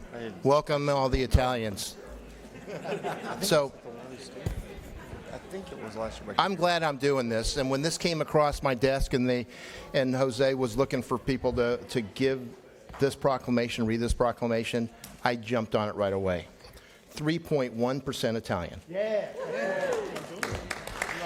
My wife's Italian, and I had to remind her, I don't think she believed that I was doing this, but I always stick it to her because she always says, I thought I'd marry an Italian, and I always say, you did. 3.1. So I had to remind her last night that I'm reading this proclamation. Anyway, and another thing is anyone here from Gulf Breeze? Yes. I don't know do you remember me coming to Gulf Breeze for, do you? Yes. I never got invited back. That was a few years ago. Please don't say why. No. I think my wife got an invitation, but mine got lost in the mail. Anyway, I'm just kidding. I'll read the proclamation. Doggone, I forgot my glasses. I gotta get my glasses, sorry. Typical Italian. No. Just kidding. Anyone from Sicily? Sicily. Yeah, I've been there. I've been all over Italy. I love Amalfi Coast and Cinque Terre and all of it. Man, it's good stuff. Here we go. Gelato. Whereas the Sons of Italy was founded in New York State in 1905 by Dr. Vincenzo Solero and is the oldest and largest fraternal order of Italian Americans in North America. And whereas the Sons of Italy is a nonprofit, non-political, and nonpartisan organization that proudly represents Americans of Italian heritage from all walks of life. And whereas since its founding, the order has grown to nearly 400 lodges in the United States and Italy. And whereas the Order of Sons of Italy in America, I'm going to make sure I say this right, Buona Fortuna Lodge, number 2835, located in Pensacola, was chartered in October 2006. And whereas Buona Fortuna Lodge provides financial support to many national and local charities and awards scholarships to deserving college-bound high school students from the community. And whereas through the dedicated work of industrious leaders and volunteers, the Buona Fortuna Lodge will host its 15th annual Fiesta Italiana on October 10 and October 11th this year. Now, therefore, be it proclaimed that the Board of County Commissioners of Escambia County, Florida, hereby declares October 10, 2025 as Italian Fiesta Day in Escambia County, and encourages all residents to celebrate the rich Italian American heritage in our community by joining and supporting the festivities. Board of County Commissioners, Escambia County, Florida, signed by Michael S. Kohler, Chairman, District 2, Ashley Hoffberger, Vice Chair, District 4, Steve Stroberger, District 1, Lumen J. May, District 3, and Stephen Barry, District 5. Thank you, Steve. Yes, sir. I'll say something. Okay. And the Italian version is Festa, not Fiesta. Oh, yeah. I said Festa. I didn't say Fiesta. Not 3%. I knew that. Thank you very much. So on behalf of all of the council here and our 260-member strong Buona Fortuna Lodge here in Pensacola, thank you for this proclamation. It is a great supplement to the national recognition of October as Italian Heritage Month. So, and I invite everyone here to please join us on October 10th and 11th in Fountain Park over at Seville Square for our Festa. So, thank you very much. Thank you very much. Grazie mille. 2 rows. 2 rows.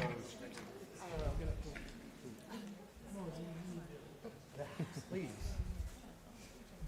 You're making a regular man. I kind of think that gelato and We sent everybody. Yeah, pizza, obviously. I'll stand on my tippy toes.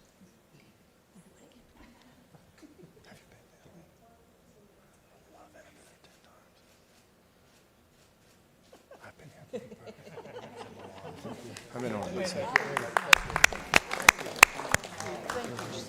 haven't done that. All right, ciao, everyone.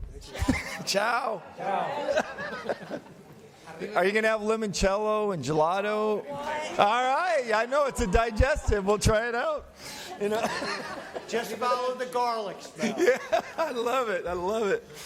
All right. Well, that made things fun. Okay.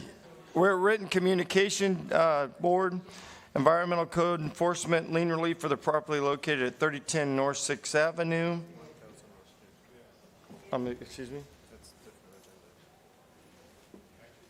No, right here. Oh, you switched it on me. Okay, 1000 North Q Street. Is it still 5 or 3? 1 second, we had a. Are you sure it's 1? I don't think it's 1. It's District 3. Oh, 3, yeah. Yeah, it's yours, Lumen. I didn't think it was District 3 or 1.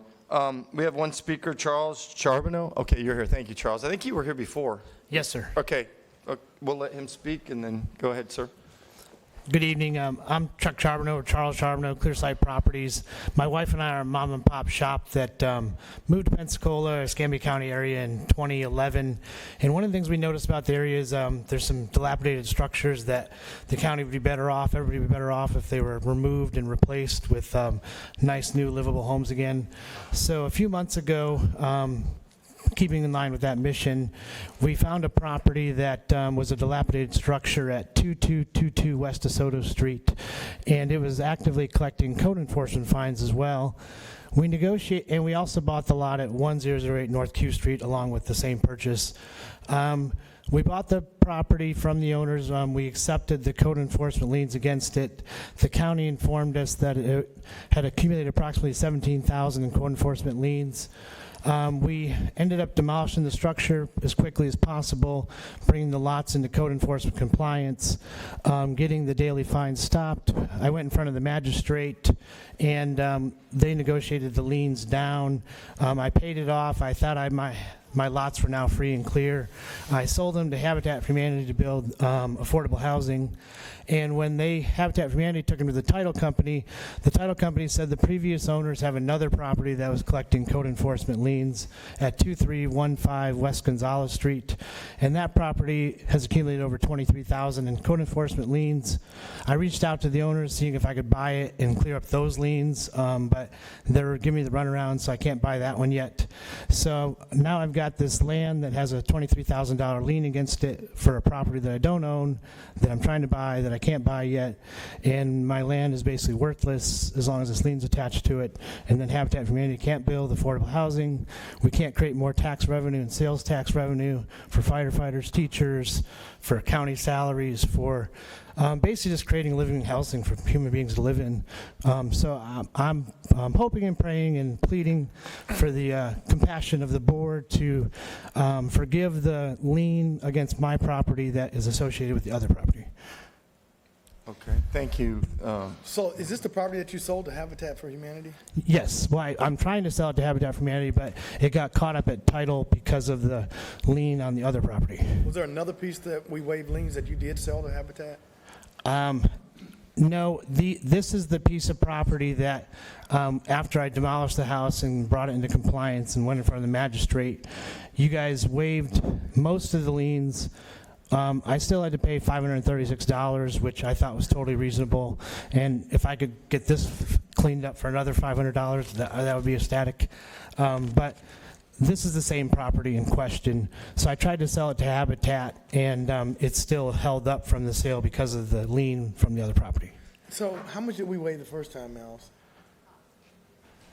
I don't remember Do you what know we how did much first time. But I believe it was $17,700, and it got waived down to $536. in this case, the other property, which they do not own, but the Gonzales Street property, it's still in violation, I believe, and it's accruing daily fines, so the amount is unknown. But he wants to sever the one that he now owns from the problems, the liens that are going to be assessed against. So can we sever this property, You can waive it, and yes. leave the lien over? Yes, on you that can do property? what's considered a partial release Yeah. and sever the 1,000 block property on North Q Street that he now has, and you can sever it give a partial release of the lien and leave the lien accruing on this Gonzalez Street. It's 2315 West Gonzalez Street. So how much are you offering to pay? Whatever it takes, I just got to get the job done. Well, he's got They to pay the haven't- court costs. They Well, I haven't, mean, he just said 500, and so I'm just trying to see what number is he comfortable with paying that you're offering. I mean, it's whatever you decide. I'm not the one that's in control of the situation, so I just. Yeah, need- but I'm asking you, and I'm going to try to I mean- help you. I mean, what do you? I'll pay $500, I'll pay $1,000, I'll pay $2,000, just whatever it takes to get it to be detached from my property so I can sell it. Could we waive everything except for 1,000 or 2,000, Allison, and then clear it up for him? in my opinion, you have the discretion to do that. The court costs, of course, it was not his case, but the court costs were $250, and the fines are accruing at $50 per day. They are still accruing, so there's no final amount to tell you. I don't know. Commissioner May, can I ask a question? So if he pays $1,000, his property's in compliance, he owes $250, would that go against the property that's not in compliance? Well, not yet. I don't know. I mean, why would So, we, it you- doesn't make sense to me, a partial severance. I mean, where So- would the $1,000 go? To the property that's not in towards- compliance? Yes, I mean, you can do that, because that I is, wouldn't do that. you can do that. You don't have to do that. You have, I just want to make sure I want to know where the money's going, because the property that's not in compliance, I don't want to have this man pay for it. I get it. Then you just do a partial release and. Did you buy this let at a it go. tax deed sale? How did you acquire the property? I'm a professional real estate investor, so I acquired the property by seeking out distressed properties, and the owner contacted me from my marketing of seeking distressed properties. So did they give you a clear deed, a clear title to the property? I mean, did you go through a title company? Yeah, I went through a title company, and the title company informed me that I was buying a property that was still currently accruing daily code enforcement liens, so they could give me clear title with the exception of the county code enforcement liens. And you moved forward and bought it knowing that there were still liens on it? Yes, sir. That's because I contacted the county, and they told me about the $17,700 in liens against it, and I thought that that was accurate information. So I made a business decision that I could help the community and make very little money if I had to pay all $17,000. But we would But we still, waived the 17,000, correct? you waived all except for $536. That's the confusing piece to me. But we Because that waived was- it one time. Yeah, but he fixed that property, we waived that. The property not in compliance is a different homeowner, which maybe we shouldn't waive the other property, I don't know. I don't even know how you got clear title to the title company. How did they write the title insurance? Well, They wrote gave an an exception to the title was the county code enforcement liens. So they're protecting him for anything else except this. This is why he's here. Well, I mean, it didn't cost us anything. I mean, I'd be willing to have him pay the court costs and not pay the abatement costs. But I'm open, Mike. I mean, what do Well, you I do? I mean, don't, I I know it's mean, we buyer probably beware. should have served respectfully, because you assumed that on the first lien, and we already made that vote, and you gotta, but I don't think you should have to pay for another property that's not in compliance. I don't think that's right, but, you Well, know, that would just be the 250. I'm fine with that. When we would waive the daily fines. So it'd be just 250. So we're not actually waiving it, we're just transferring it to the property that's not in compliance, Yeah, right? partial, Okay, yeah. okay. Partial release, right, Alice? You have the discretion to vote to do that, yes. You can accept in exchange for a partial release of the Q Street property, you will accept $250 to help satisfy the hard costs of that that happened in this case. You can do that. Okay, thanks. Oh, that's my motion. Is there a second? Second. All right, please vote. All right, do good things by that property, buddy. All right, how do I pay the $250? Where do I write the check to? I mean, you got a good deal. But I think Commissioner May did a very Hey, good thing Mike, for you. with respect to what Lumen said, or what you said about where's the money go, I still want to collect the hard cost from the offending lot, though. I don't want this to be relief for the offending lot that's still in non-compliance. We still, I mean, eventually, some board needs to collect that hard cost. I don't want that to be waived by this action of the board. All we're doing is releasing this. We're not applying that $250 towards that hard cost, right? On the other lot. You can accept. I mean, we just that's take up it to into you. our general fund. I mean, we're just taking in the money If that's in what- exchange for the release, but I don't want to be crediting that other lot that's not in compliance in any fashion. You can accept $250 as the amount that you're willing to give the partial release for. That's that's fine. The This, fines are still accruing. this lien is still accruing, so it's eventually going to be memorialized. Right, so I mean, no matter what, if we would have accepted the offer for 1,000, whatever, it could have still gone to the general fund. Well, it could I mean, we didn't have to apply it to that other 25,000. Well, I didn't know that. That's why I asked the question. I didn't know where that would go. I wasn't sure. So, Allison, is he correct? Could we have done it the general fund? Because I asked you, and you said it would go against the other property. So is there two options we could have voted on? Okay, you can direct where you want it to go. If you Okay. want it to go to the general fund, we need to make that clear. Well, I we was already- assuming you were saying $250 because that's the amount of the court costs. So if you don't want it to go to satisfy it for this particular property, that's fine. Just say where you intend for it to go. So, Let's change the motion. I want whoever owns the other property, somebody I'll needs to rescind my pay- mo- I'll somebody rescind my needs to motion, pay Mr. that. Chairman. Somebody needs to pay that. The The owner Dudleys- of that lot or the future owner or somebody needs to pay that hard cost. I agree. This is Mr. a Chairman. deal, this is a deal for him that the board is willing to do, okay, but that is still associated with that lot. And we may end up with abatement cost on there as well. If fines are still accruing, Right. that means they're not addressing the issue. Correct. So at some point in time, a board may see a recommendation that has an abatement as well as these court costs. And I don't want them getting credit for the court costs that he's paid that we're taking in lieu of a different issue. So if we rescind the motion and just make it clear that we're applying the funds just to the general fund. So, Tim, and I rescind it, Commissioner Berry. So that other property that he has, what type of shape is it in, that the lien is on? Is it a blight? So the property that has the owner that he purchased his lot from is still a problem, and hopefully we'll get to it in this next year through abatement. So we're probably going to have to but- debate that ourselves. Well, it's been accruing, and the fines don't appear to be having the necessary incentive. But it's the property he did purchase from that person, he did bring into compliance, and, has it ready to go back to work. Yeah, I'm good with it, Mike, but No, I was trying to get I bought clarity. tax, I mean, here's what I say every time you buy a tax certificate or a tax deed, buyer beware.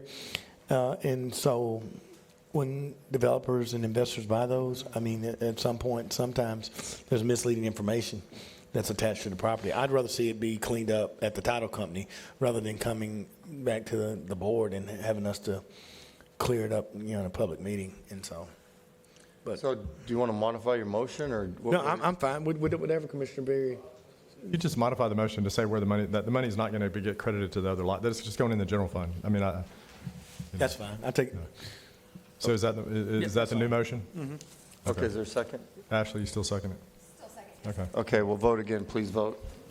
Okay, motion passes 5-0. Sorry about that. I think we're just trying to get some clarity, and I got it now, so I feel good about that. No problem. And if I could give advice for whatever it's worth, another option to prevent it from coming in front of the board would be if you have the county staff account for all liens that are attached to the property. So when you do the research through the county themselves, they give you the information. Yes, sir. But I'm talking about for the next time, because I'm probably going to buy another property that has code enforcement against it, so we can continue to increase retail values of house sales. This is not intended to be a business model. That's not what the board intends, Mr. Charbonneau. I mean, I hope you understand that. Oh. This is not intended to be a business model for your LLC to buy dozens of properties and have dozens of cases come before the board for lien relief of tens of thousands of dollars. I agree. My commissioner in the district was very kind and was very kind last time to you, but this is, this is not something that's guaranteed, nor is it to be employed as a business model to flip the lots to Habitat or someone else. I actually agree, and I asked Allison, and don't take this wrong, I asked Allison about this. When did the board stop charging fines? Because we're losing money, but we voted. Yeah, and but we've been very forgiving on this board since I've been there on fines if people have cleaned it up, and maybe the board should change their direction. I don't know, but you all know we've done that since I've been up here, and I don't know if you guys have done that before. You've been up here a while, but that's been the trend that we've done since I've been up here. Commissioner? No, that was it. Okay. Is there any further But see, there comments? is I would, and we're fine. You passed. Yeah, we're and I good. moved it. I think- So there is some, code enforcement has to go by there and look at those properties, administrative costs, just to waive it all may seem to be a little unfair, and that's probably why I was going to take, 1,000 or 2,000. But we didn't have clarification, so that's fine. I mean, I'm probably not going to support continuing to waive all of it anymore. And it's a difference between an investor and a family member who owns a home. It's a big difference. Well, we had that with the house in Mayfair. Remember that they came in, bought it, burned down, then they wanted, and we gave them half. Right. So, well, I mean, I don't know, we just need to look at it. Any further comment on that? I'm good. Okay, let's push It's passed. on. I'm good. All right. Did the clerk's office receive proof of publication for the public hearings on the agenda and board weekly schedule? Mr. Chairman, the clerk's office received the proof for the 5:32 p.m. public hearing and the board's weekly meeting schedule. The 5:31 p.m. public hearing is being recommended for cancellation. Okay. Do I have Move a to motion? waive the reading. Second. Please vote. Okay, motion passes 5-0. Thank you very much. We're at the clerk and comptroller's report. Yeah, there's two items on the clerk's report. The first is the August investment report. Okay. And the second is the minutes and reports prepared by clerk to the board's All right, office. I think we need to vote to drop the 531. So move. Okay, please vote. I'm sorry, I'm getting it in both ears. So we're dropping the 531, right? That was the vote. I mean, And that's then- that is the intent. And then we need to vote on the 532 there's a separately. Do you have a motion to 532. pass the 532? Move, Cancel it. I'm sorry, Joy, please come to the podium. What's the intent? What is it on here? 531 is to be canceled of that public hearing, not dropped, please. Why are we canceling it, Joy? Because I didn't know this till now. What's the reason? Yeah. The agreement is not ready to come forward yet. And it won't be ready, okay. No, sir. It won't be ready in 2 weeks? No, sir. Okay, I didn't know that board till just now, so All right. that's an outlier. So do I have a motion to? To cancel. To cancel the 531. Okay, is there a second? Yeah, second. Okay, please vote. And thanks, Joy. You Thank you. You educated me on this early in the week, so thanks. All right, and there's no speakers for the 532? No. I move the 532. Second. Okay, please vote. Motion passes 5-0. I'm sorry, Cody, now we're at the clerk and It's comptroller's the report. investment report, and then the second item is the minutes and reports prepared by clerk to the board. Move the clerk's report. Second. Okay, please vote. Motion passes 5-0. Thank you, board. Horace, we're at GMR. Consent agenda for November the 6th. So move. Second. Okay, please vote. There's no speakers. Motion passes 5-0. That went smooth. Okay, Westward County Administrative Report. There are 11 items on the technical public service consent agenda. There are no changes. Please hold for speakers car 1-8. Okay, do you have a motion to move the balance? I move the balance, Mr. Chairman. Second. Okay, please vote. Motion passes 5-0. Our speaker for car 1-8 is Mel Pino. Mel, please come up. Thanks, Chairman Kohler. Melissa Pino, 413 Southeast Boblitz, and I do understand this is just for a scheduling, but I'm using it as a general comment, not even on this particular vacation. And this is not the first time that I've wondered. I really don't understand why the county gives away land for free on any vacations. And I've said this a couple of times before, so this is not on this particular vacation. I do have a concern about it, but typically speaking, it's only the contiguous owners, right? That's land. I mean, I've never understood, and then of course that's when things become very political. And the first time that I ever made this comment is when a gentleman was getting ready to receive a vacation along the Bayou Grande for property that the county owned, that he could just assume to his lot. I mean, waterfront property, he got a big chunk of it for free. So there are two separate questions, right? There is, does this thing any longer inure to public use, and should you guys be doing the vacation? But the other thing is if you're going to vacate it, why doesn't it require an agreement among the property line owners of who's going to pay for it? That land needs to be assessed and not an old assessment, like a new assessment from the county. On this particular one, Chairman Kohler, you know that I'm very familiar with the history and the lots and all that, and with Redeemer and St. John's Episcopal being the two property owners that are also on this slip with Mr. Birdwell. no different than I would say on any vacation of wooded property. Responsible redevelopment is not just cutting down all the trees and building out as far as you can on all the easements.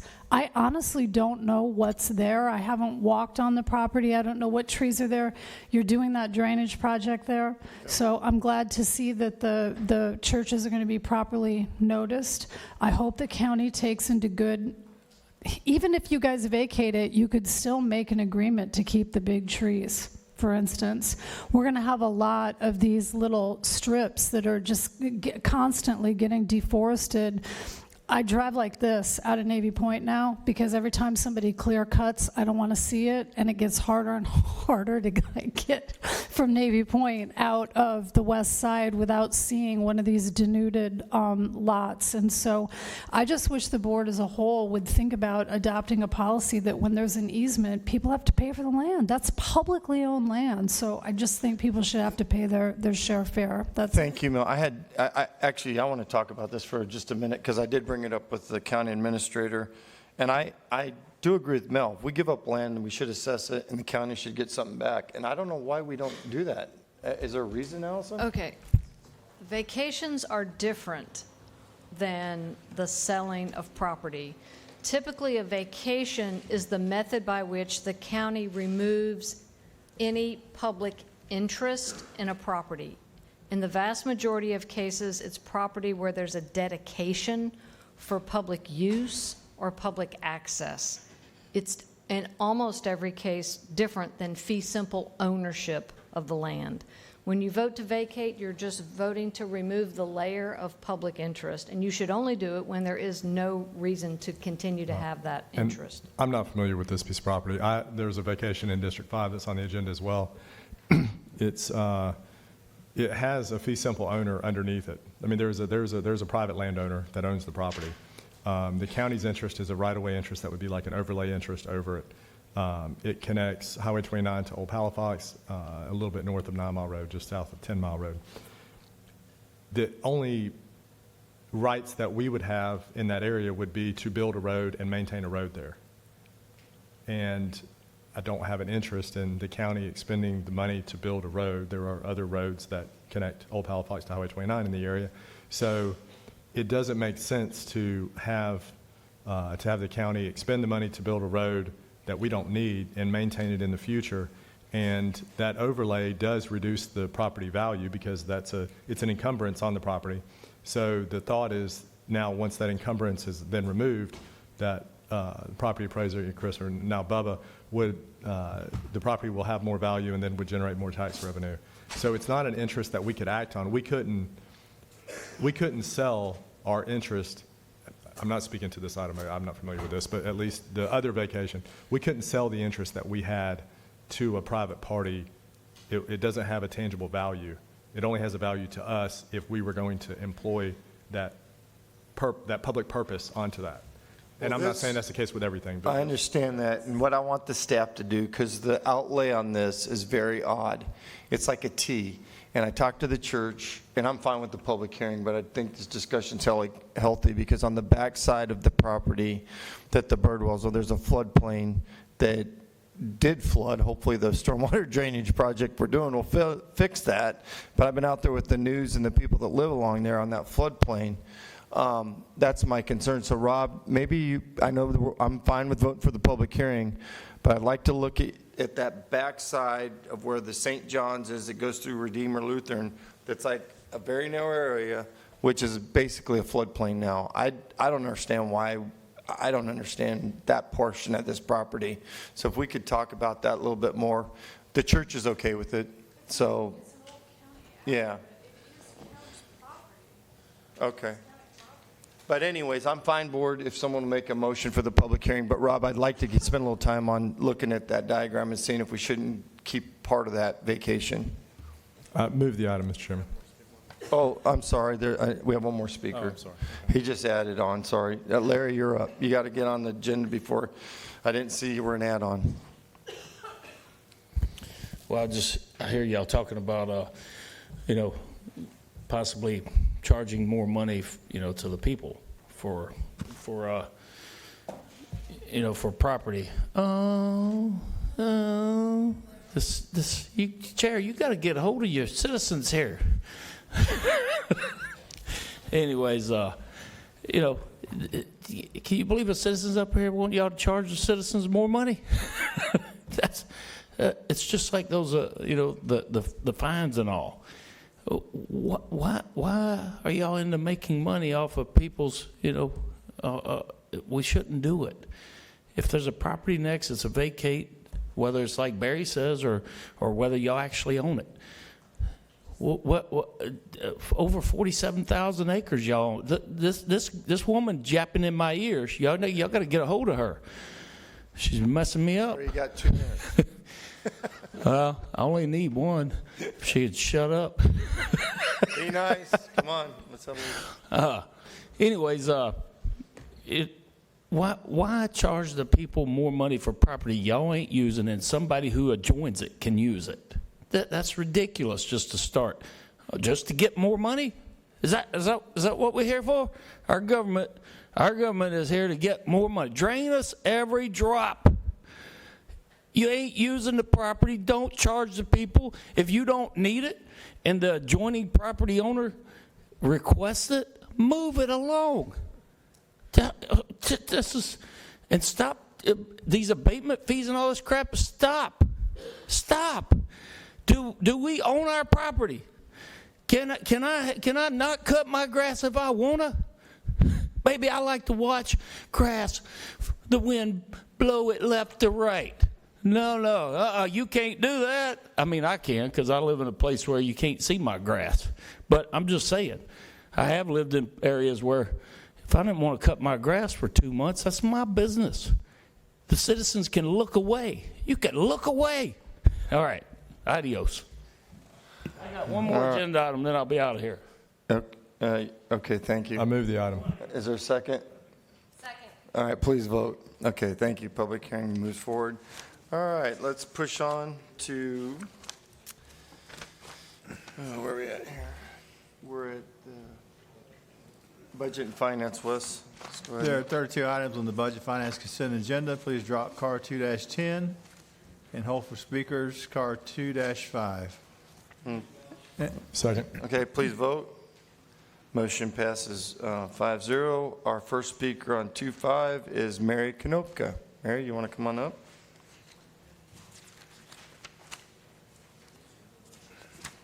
We dropped 2-10. So this is about the ambulance stuff? Yes, ma'am. So on WEAR-TV, they're saying the county's going to write off $18 million or so, and there's a guy from the ambulance company standing there going, "Don't worry, it's not taxpayer money." Really? I mean, confusing, misinformation, don't understand it.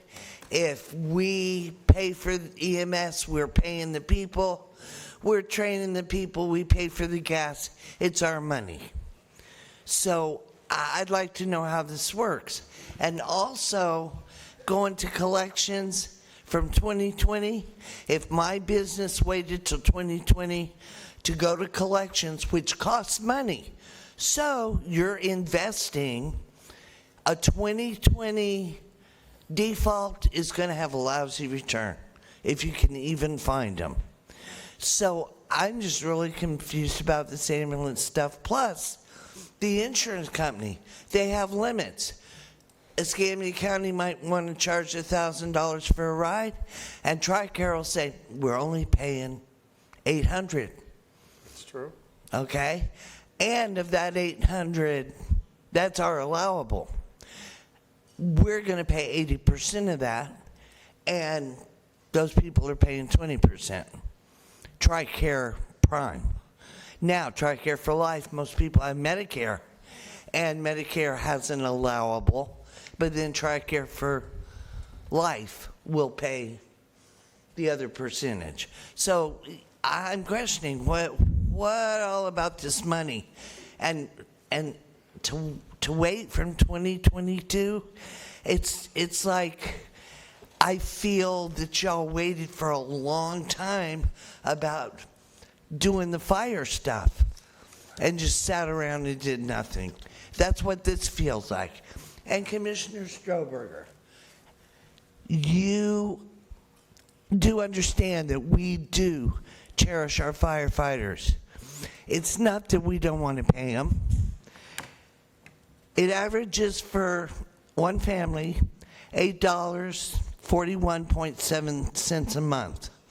But for those people that have 2 or more livable dwellings or businesses on their property, it goes up.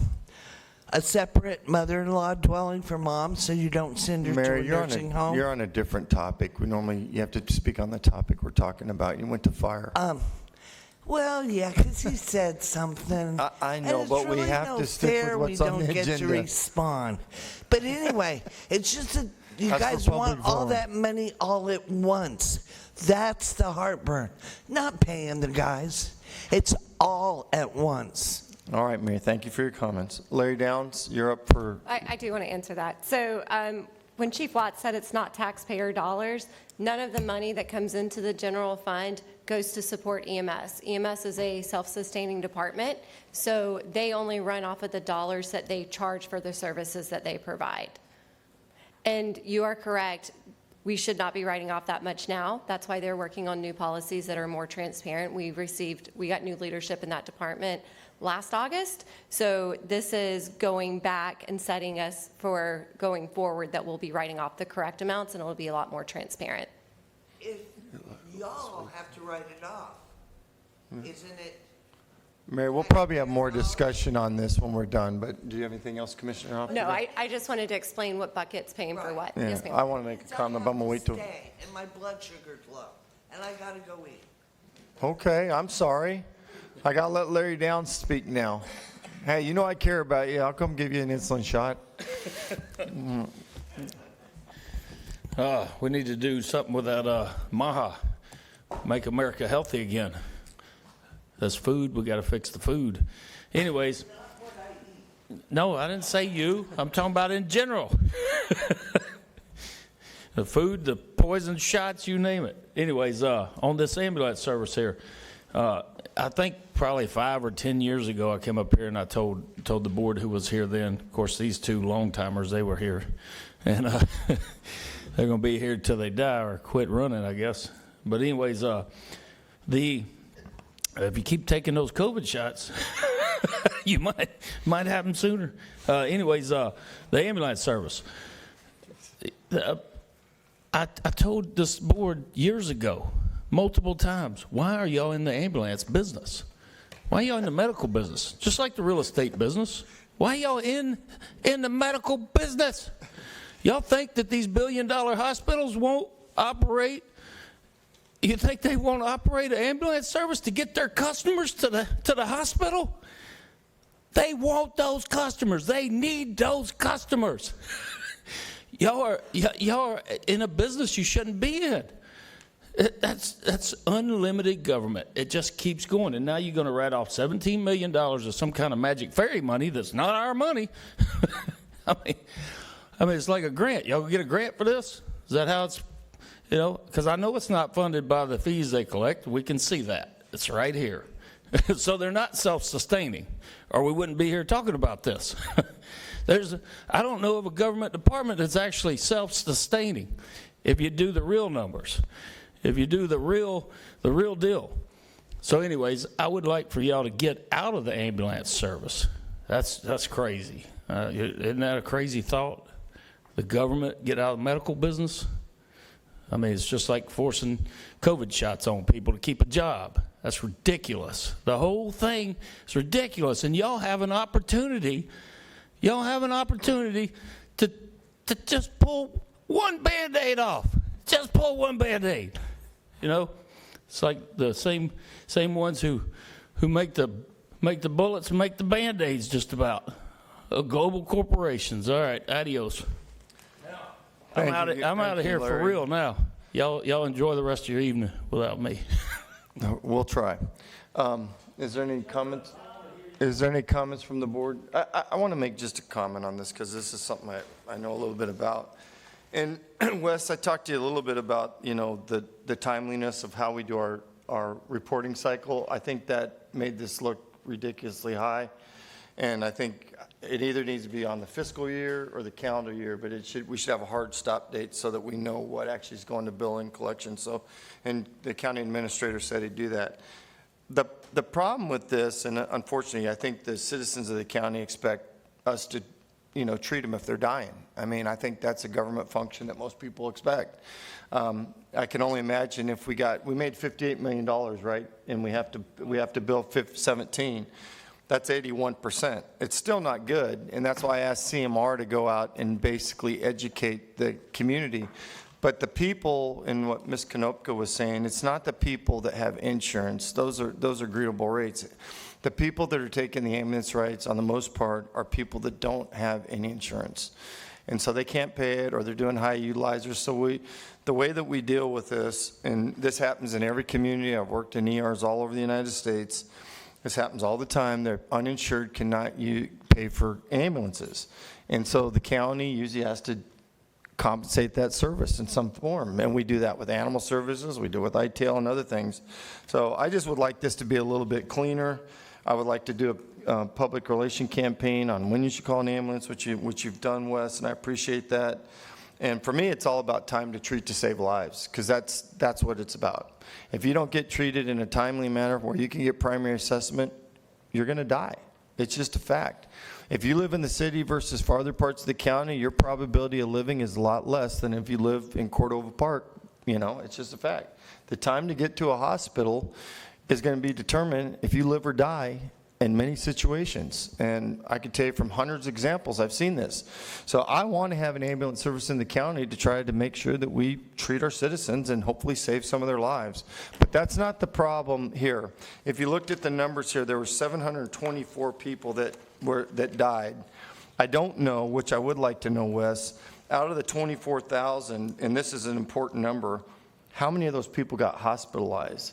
Because that would be a good number to know. Actually, they're more than likely needed the ambulance service. We don't have that number, do we? We can break it down by how many transports to the hospital we actually made. I like that. And the other thing, the high utilizers, anyone that uses the service, let's say 3 times or more, that we should do a public campaign to reach out to those people and try to educate them. I think that would help. All right, I don't have any other comments on that. Commissioner May? And some of those are Suboxone too, right? I mean, didn't we have a special program, Wes, where we had grant funding where EMS was going out with drug overdose? That's the opioid, the core program, yes. Yeah, and so were some of these rides included in that? No. They were not? Okay.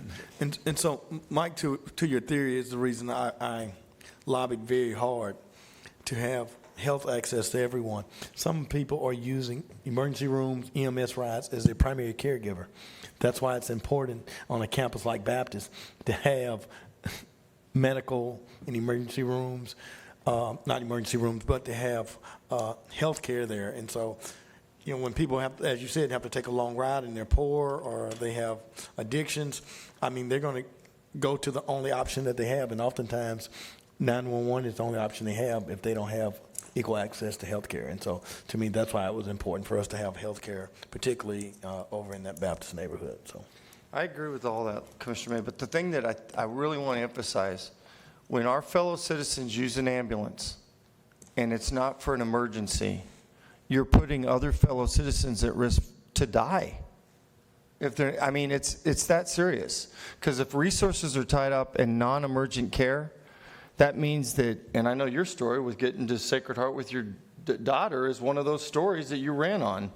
It's a real story that happens in every community. We have a responsibility to educate our citizens on when they should call the 911 number, and hopefully we can make some headway, because it's in all of our interests. It's in the ER's interest. Only 5% of the people that go to the ER are actually ER patients. But like an emergency in your mind, it may not be an emergency in my mind. An emergency in my mind may not be one in yours. When I think that my mother's having a heart attack, I'm calling 911, whether she's having it or not. I mean, so, you know, when a kid gets hurt, I mean, I understand what you're saying, educating them and Yeah. where they're going, but I mean, when it's your loved one sitting there or your child, you're going to call. Error on the side of caution, anyone. Well, So, I don't have a that's problem. We don't bad get in a prescription. lawsuit, but there's plenty of these things that are. I agree with you. I mean, there are plenty of people who use the emergency rooms as their primary care provider every day. I mean, there's $30 million a year for uninsured care that goes into each of our hospitals. There's probably $100 million of uninsured care that goes to ERs, you know. Look, I every- got every scars year. all over this body, man, doing this in Oakland and all other places. It's a chronic problem across the United States. It just is. But we have to try to address it when we're losing $17 million. I mean, we can't just say, well, let's put our hands up and do nothing. Yeah, but when you do a real analysis, are you losing $17 million, and then you look at your profit margin, because EMS is almost an enterprise that takes care of itself. So you can say we're losing money, but we are making money. And a governmental function is not made to make money, you know. And so we could really, however you want to lay out the performer, I bet we could lay out a case that we're not losing money if we really wanted to. All I'm saying is, if I'm in the ER treating someone, I want to treat people that are dying.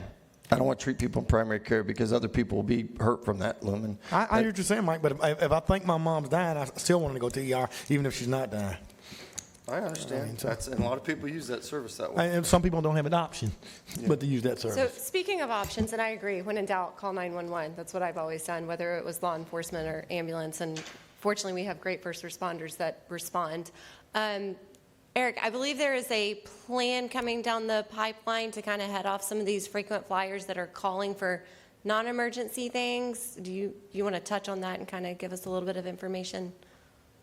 I would love to touch on that. So we're not 100% ready yet, but Chief Watts and myself are working, well, Chief Watts is primarily working with the hospitals to work on mobile integrated health to identify these high flyers that we can go out and do hands-on and see them before, without having to send an ambulance. It's something other communities have done to reduce the call load for the ones who abuse the quote-unquote abuse the system. And we're talking about the ones who toothaches. We're talking about the ones who peel shop. We're talking about the ones who don't need an ambulance. They get a ride to the hospital and they walk across the Cordova Mall. Those are the people we need to stop. But we are going to be bringing something out. We're working on a plan. We're formalizing it right now. We're going to talk to Administrator Moreno and lay the plan out, cost, what we're thinking. And like I said, we got buy-in from 3 hospitals. We're actually getting the patients that are inhibiting their care at the hospitals to even help them out to try to relieve the healthcare system as a whole. Thank you, Thank Eric. you. I have faith in you. All right, any other comments from the board? So, I mean, one of the things I think you'll see if we move along with times, I mean, when you look at AI and telemedicine and all those, I mean, most of the time people are going to be able to be diagnosed from their cell phone. I mean, we talked about that in Gainesville. Very quickly, we need to be prepared for the technology that's going to come forth that will help with things like that, because people won't be going to the doctor, they won't be going to the hospital. People will be going to their phones with AI and with telemedicine real soon. So I agree with marketing that, but we should also be investing in the technology that prepares us to help citizens to be able to access it mobilely. Are we doing that, Eric? I mean, that's a good question. I don't know if we're there yet, but. So, good point. And we did use telemedicine, Tele911, and we were not happy with it because they were sending a absorbent bill to our patients. So we backed out of that to lessen the burden on our patients, but we're still looking for additional stuff out there, AI. We're always looking for AI. Well, telemedicine bills, how much was the bill? It was $700 unnecessarily. Oh, wow. Yeah, so that's why Okay. we stopped that. So, yes. We thought it was going to be a good thing, and when we started running down that road, it was not. We were not happy with it. We heard from the citizens, and guess what? We stopped. So, but we're working on other things. Yeah, the so. technology is a couple years away. I'm just It's saying, still out there because, I mean, it can't take the human condition in of what you're really feeling, the pain and everything, and it can't decipher like a human ear on 911 side. When you call 911, they can hear stuff in the background. AI doesn't take that in consideration. It's still being developed. It's not out there yet. yeah, all the but technology is not there Exactly. yet. All right, thank you. But it's coming. Commissioner Manning, you have anything else to add? No. All right, good discussion, board. Then we have motion and second to move that. Move the item. All right, please vote. Motion passes 5-0. Wes, that's it for budget and finance, correct? Wow. This is kind of nice. We're going to get out by daylight savings. Well, board, this adjourns the meeting. Have a good evening, everybody.